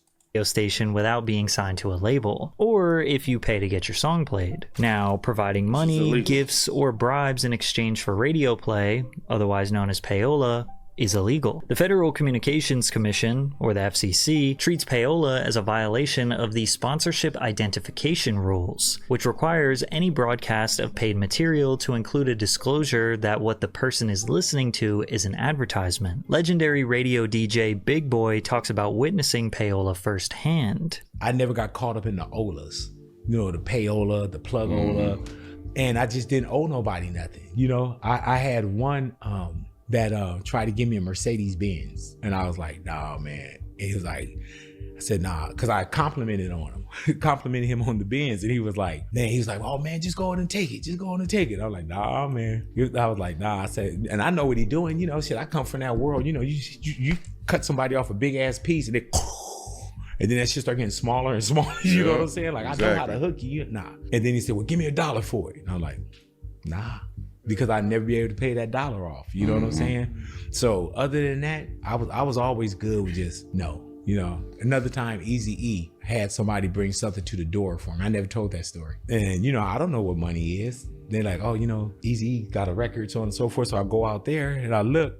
Then they like, give me a bag. And it's like one of the movies where somebody hand you a bag with cash in it and a CD. But yeah, I was just like, man, I took the CD, gave the money back.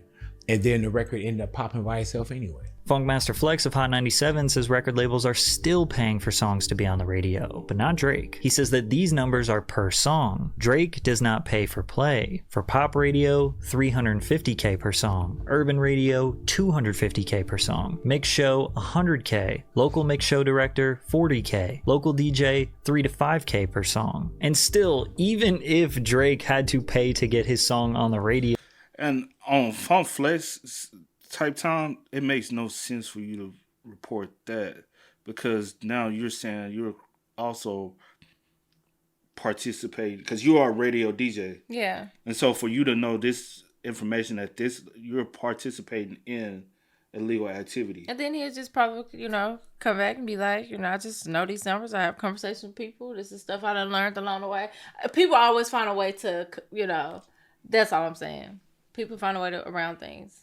and indulge in a little payola, he could do it. He could afford those numbers. What I'm trying to say is, if Drake were to go independent, it could profoundly disrupt the music industry by demonstrating that a major artist can thrive without traditional label support. This could lead to a ripple effect of high-profile artists like maybe Taylor Swift or Adele or Beyonce or Rihanna leaving the major labels. Then the labels would struggle to attract and retain talent, which would lead to shrinking profits and layoffs of important job positions. Then, slowly but surely, they wouldn't be able to invest as much money taking risks on new talent.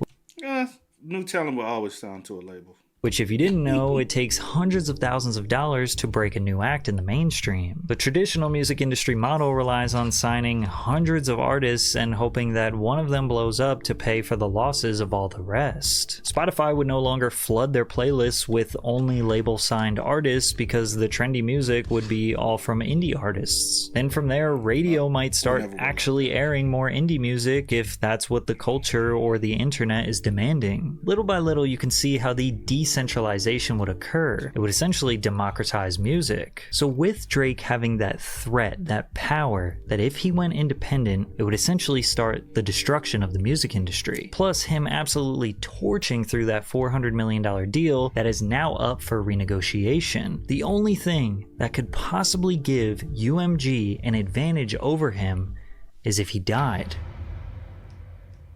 Or the next closest thing to dying as it pertains to a celebrity, which is being outed as a pedophile, losing all of his relevance, and being hated by his fans. Now, if you made it this far in the video, I am 99% sure you know about Kendrick Lamar's iconic 2024 diss track, Not Like Us, that was aimed at Drake and accused him of being a pedophile multiple times. Not only is the cover art a picture of Drake's mansion with multiple sex offender watch logos above it, but in the song he raps, "Say Drake, I hear you like 'em young. To any girl that talk to him and they in love, just make sure you hide your little sister from him. Certified lover boy, certified pedophile." That name gotta be registered and placed on Neighborhood Watch. Kendrick also accused Drake of being an offender on his track Euphoria, as well as the track Meet the Grams, where he directly addressed Drake's mother, saying, "Your son's a sick man with sick thoughts. I think people like him should die. Him and Weinstein should get effed up in a cell for the rest of their life." Now, there hasn't necessarily been any proof that Drake is a pedophile or sex offender. Nobody has made any legal allegations against him. However, there is a long history of strange behavior that Drake has had with young girls that seems to give Kendrick's claim some merit. I'll say this: will we ever, in this time, see those allegations come to light? No. In this time, right? I'm saying like right now in this moment. Like not even 2 or 3 years from now. It would take Drake to be on a decline in his career, I feel, for those things to show light. Or, like, because you got to think about it. Diddy, he's been accused of situations that happened in the late 90s and early 2000s. It's 2024 now. Now we want to, you know, it's 2024. What, 20 more years from now? 2044? Y'all want to come out to Drake? You get what I'm saying? It's always years later when people want to step up and say, "Hey, something happened." You know what I'm saying?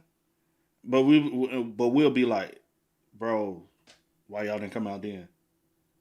It always happens like that. Bill Cosby, Harvey Weinstein, like these are rumors that go around in the industry because people have said, "Hey, Drake has always moved a little weird." A lot of people have came out and said that.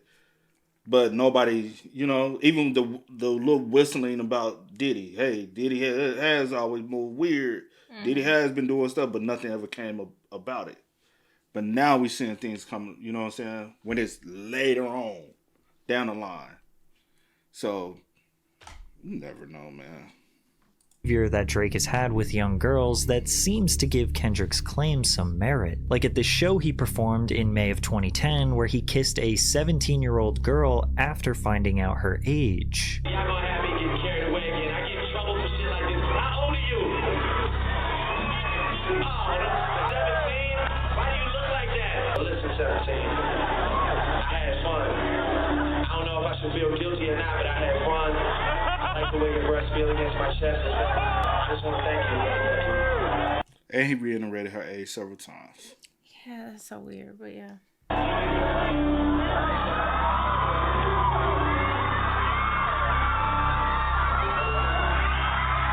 It's particularly strange that Drake recognized that this was creepy or potentially illegal and then chose to kiss her anyways. At the time, Drake was 23 years old. Now, legally speaking, in the state of Colorado, Drake did not break any laws. However, many people believe that he simply got lucky, because it would have been considered illegal in 12 other US states. Additionally, people feel this is just a representation of a potential sinister pattern of behavior. If he did this on stage, then what would he do while nobody was watching? But it doesn't end there. In 2017, Drake posted a photo of him with Millie Bobby Brown, a 14-year-old actress who was the star of the hit show Stranger Things. The photo was seemingly innocent. That was until Millie did an interview and detailed their relationship further. Tell me about your friendship. How did this all come about? I love him. I met him in Australia, and he's honestly so fantastic and a great friend and a great role model. You know, we just texted each other the other day, and he was like, "I miss you so much." I was like, "I miss you more." He's coming to Atlanta, so I'm definitely gonna go and see him. I'm so excited. Yeah. You and Drake? That's awesome. That's awesome. What advice does he give you? Like, what does he say? About boys. He helps me. What? Yeah. He's great. He's wonderful. I love him. What's his advice with boys? You know, that stays in the text messages. Not only is texting a 13-year-old weird, but also giving them relationship advice just takes it to another level. Many people felt that a 31-year-old texting a young teenager was inappropriate, but Millie said otherwise, as she took to Instagram to defend Drake. You guys are weird, for real. I'm lucky to have people in the business extend their time to help me further my career and offer their wisdom and guidance. I'm very blessed to have amazing people in my life. You don't get to choose that for me. Billie Eilish had a similar reaction after the internet erupted when they found out that the 17-year-old was texting Drake. Drake is like the nicest dude I've ever spoken to. I mean, I've only like texted him, but he's so nice. Like, he does not need to be nice. You know what I mean? He's at a level in his life where he doesn't need to be nice, but he is, you know? Billie responded to the internet's criticism. The internet is such a stupid-ass mess right now. Everybody's so sensitive. A grown man can't be a fan of an artist. There are so many people that the internet should be more worried about. There were reports in 2018 that claimed Drake, who was 31, took an 18-year-old model, Bella B. Harris, on a date in Washington, D.C., but she denied, saying she wasn't even in the same state at the time. Coming off an amazing New York Fashion Week, I feel I need to set the record straight. I did not dine in DC recently. I was happily working and dining in New York City every day. However, people were still suspicious about Drake's involvement with the young model, so they went to her Instagram and saw that she had posted multiple photos with Drake in 2016. She would have been 16 years old at that time. Additionally, she modeled for OVO, again at age 16, and Drake commented under the post with heart eyes emojis. Drake has also rapped some questionable lyrics over the years. High school pics, you was even bad then. We coulda waited, I wasn't Russian, difference in ages, you're old enough, but you're still a baby. Baby that was so worth the wait. I wasn't in love with none of them anyway. Now I'm in too deep.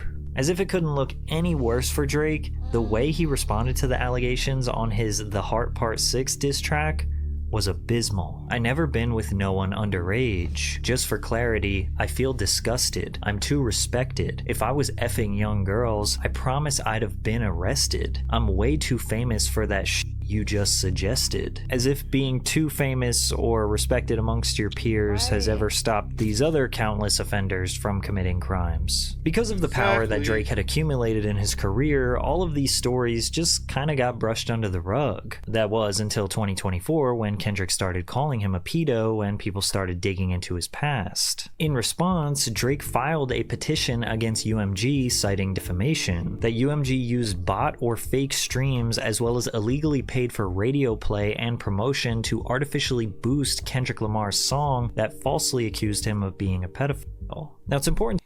I'll also say this. So what if, UMG botted everything, right? You are also signed to UMG. So what if the significant downfall of your actual stream plays is due to the fact that UMG is like, okay, we're done botting you.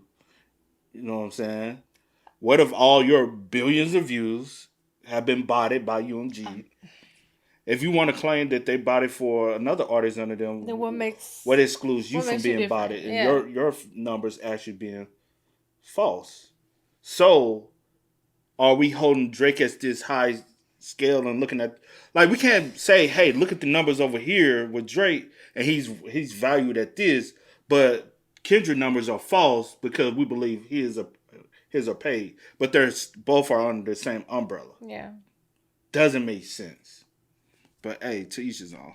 To know that this is not a lawsuit, it's a petition that's basically like a warning that Drake believes he has enough information to prove a defamation case against UMG. He alleges that UMG and Spotify collaborate on strategic marketing campaigns and products, and in 2024 announced an expansion of their strategic partnership through which Spotify will amplify music discovery and social interaction and enhance fan experiences across the platform for UMG's family of artists and songwriters. Drake also alleges that UMG charged Spotify licensing rates 30% lower than its usual licensing rates for Not Like Us in exchange for Spotify affirmatively recommending the song to users who are searching for other unrelated songs and artists. Many people confirmed that Not Like Us would randomly pop up on their app even when they weren't searching for it, but the 30% royalty discrepancy might be referring to Spotify's discovery mode feature, which which is a service that Spotify provides to all artists, big or small, where they promote your song in the algorithm extra for a 30% royalty. Drake claims that UMG used bots to jumpstart the song to 30 million streams in the first few days to make the song seem more popular than it was. And then the evidence they provided was a DJ Academic stream where some random anonymous faceless hacker claimed that he was working for Kendrick. So you got paid 2 days after? Yeah, I got reached out to. It was May 5th afternoon, and that's when they were like, and I will send you also receipts of that as well, me being reached out to by the third party and then being paid by them. And they actually told me, they're like, hey, we can make some money on this. They just did this drop. They want to just push it. That's how they worded it. They said, we want to push the song. We want to make it look like a crazy hit, and we want to go crazy, and everybody wants to get paid. But no evidence or receipts were provided. He also alleges that NFR podcast YouTubers were paid to promote the song. The petition alleges that online sources reported that when users asked Siri to play the album Certified Lover Boy by Drake, Siri instead played Not Like Us. The petition also spends a considerable amount of time accusing UMG of payola. As we discussed before, this involves illegally paying radio stations to play the songs over and over. And because of these shady business practices, Not Like Us has almost 900 million streams on Spotify and holds the record for the biggest single day streams of a hip-hop song and the most streamed diss track in Spotify history, and also broke the record for most streamed song in a 7-day period. But my personal favorite part of the petition is where Drake said, streaming and licensing is a zero-sum game. Every time a song breaks through, it means another artist does not. UMG's choice to saturate the music market with Not Like Us comes at the expense of its other artists, like Drake. God forbid an artist gets one song to do more numbers than Drake when he has been dominating sales and streaming for 15 years. And if you think all of what's in this petition seems like weak evidence or no evidence, you'd be right. Attorneys seem to think he has a weak case. Tough to see what the end game would be. I agree that he's got high-powered attorneys that know what they're doing that wouldn't have taken something this far unless they believed they could follow through. But I think you have to be careful when you cast aspersions. It seems unlikely that Universal would have to use those tactics for Kendrick's release and not for others, maybe even including his. So you might be careful what you're asking for here. This attorney brings up a good point. Drake is downplaying how massive this song, this moment, was for hip-hop. There were countless YouTube videos breaking down this beef, millions of tweets about the back and forth. This is easily the biggest moment in hip-hop, maybe in our lifetime. Additionally, Drake might be opening up a can of worms that he does not want to. Meaning if he is somehow able to expose Kendrick of botting streams and paying for airplay, then that could unravel to Drake being exposed for using those exact same tactics. We're supposed to believe that labels have never done these shady business methods to promote Drake's records over his 15-year dominance. However, there is another theory circulating that he is just trying to get out of his contract. Well, there's always a PR component to all of this, right? I've heard questions online about perhaps this is a way for him to get out of his recording contract. Maybe it's an attempt to keep Kendrick Lamar from performing the song that shall not be named at the Super Bowl. I'm not sure exactly where it goes. Could be that the disclosure that they're looking for will help. Which it is a possibility of the Super Bowl performance thing because of how like fast it. Typically, a lawsuit doesn't go and like legality things like this doesn't come into the picture this fast. Yeah. When it's dealing with like entertainment and things like this, when it comes down to just the entertainment industry, it's a process. Yeah. And Drake has been pushing this so fast because ever since the song came out, okay, whatever.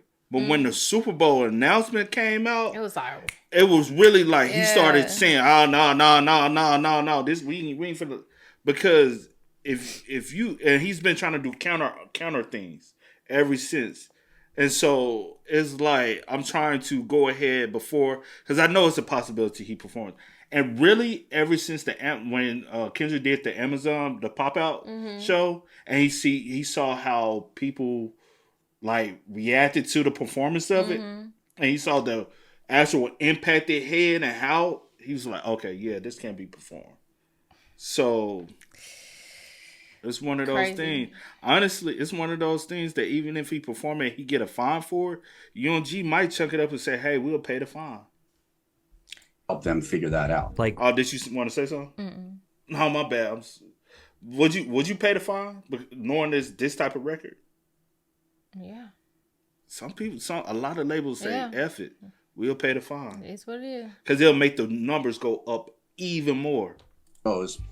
Could be that the disclosure that they're looking for will help them figure that out. Like we speculated earlier, maybe Drake recouped on his $400 million deal and he wants a re-up. Maybe he is asking for $600 million, $800 million, $1 billion. And maybe they are locking him into some contractual loophole. Maybe he wants to just go independent and break free from the label because he doesn't think he needs them anymore. One of the most interesting parts of the petition was that Drake claimed UMG offered to partner with him to team up against Kendrick. Instead, UMG has pointed the finger at Mr. Duckworth, insisted that Drake should initiate legal action against Mr. Duckworth rather than UMG, and even threatened to bring its own legal claims against Mr. Duckworth if Drake were to pursue claims against UMG. So if that were true, then why wouldn't Drake just sue Kendrick? Surely he would win with all of his legal power in addition to UMG's legal power on his side. This is why most people think that this isn't really just a lawsuit. So while most people are just claiming that Drake is trying to sue because he's a sore loser and he's mad about losing the rap beef, other people think that he's just trying to get out of this deal and go independent. Nothing more than a negotiating strategy. Now you might be thinking, why would Drake's own label want his reputation to be ruined? Wouldn't that hurt his sales and then in turn hurt their investment? Well, they don't want it to be permanently ruined. They just want his reputation to be ruined right now so they can renegotiate a deal, then once he is signed, they can help him restore it. Plus, the guy who dissed him, Kendrick, is signed to the exact same label. So if Drake goes down and Kendrick goes up, they make money regardless. But Drake maybe finally took things too far. Perhaps UMG also had a trick up their sleeve. A few days after the petition was filed, one of XXXTentacion's killers, Dedrick Williams, appealed his case and cited Drake as a witness. Keep in mind, this case was solved and closed years ago, so the timing of this appeal is interesting. Plus, Drake was originally listed as a witness, but the courts seemingly ignored it. What exactly are we suggesting? Are you suggesting that Drake had a part in it, or that just it wasn't looked into and it shows a sloppy investigation and not a fair trial? Well, in the brief and in what I was arguing in court is the latter. Drake suing UMG might be his big mistake. The truth is, there is not just one reason why the entire industry attacked Drake in 2024. It could be that rappers are just jealous of him and want to see him dethroned as the biggest hip-hop artist in the world. It could be that he taunts and disrespects others by sleeping with women they were previously involved with and then brags about it. It could be that he takes advantage of young talent, steals their hard work for his own benefit, and leaves them out to dry. It could be that he profits off a culture that he doesn't actually identify with and is merely cosplaying an image. It could be that he is potentially sexually involved with minors. And it could be that he is in a high-stakes battle against UMG with power, control, and even survival on the line. But it's really hard to call Drake a victim considering how the system has worked in his favor for so long. There weren't many strong reasons to defend Drake when Kendrick ignited the beef because, well, as K-Dot said, "Take that mask off. I want to see what's under them achievements. Why believe you? You never gave us nothing to believe in." Chill. It's all messy. Very much so. That's all I gotta say. It's all messy. That's it. That's all. And be careful what you ask for. So you might just get it, but not in the way you expect to get it. So watch out. Okay. But hey, man, y'all spam us up in the comments. Y'all let us know y'all thoughts about it for us in the comment section down below. But until next time, y'all know how it go, man. I do go by the name DJ New Kid. This is Sierra Nicole. We are. Kid and C. We are. Ain't no time to kick it, got a stack of flip for my folks. Dollar. Please tell me you can hear me. Don't turn your back and don't neglect me. Just let me know if you need me. Dollar. Let me watch out for my partners. Keep my money long, get my team strong. Let me run away from my problems.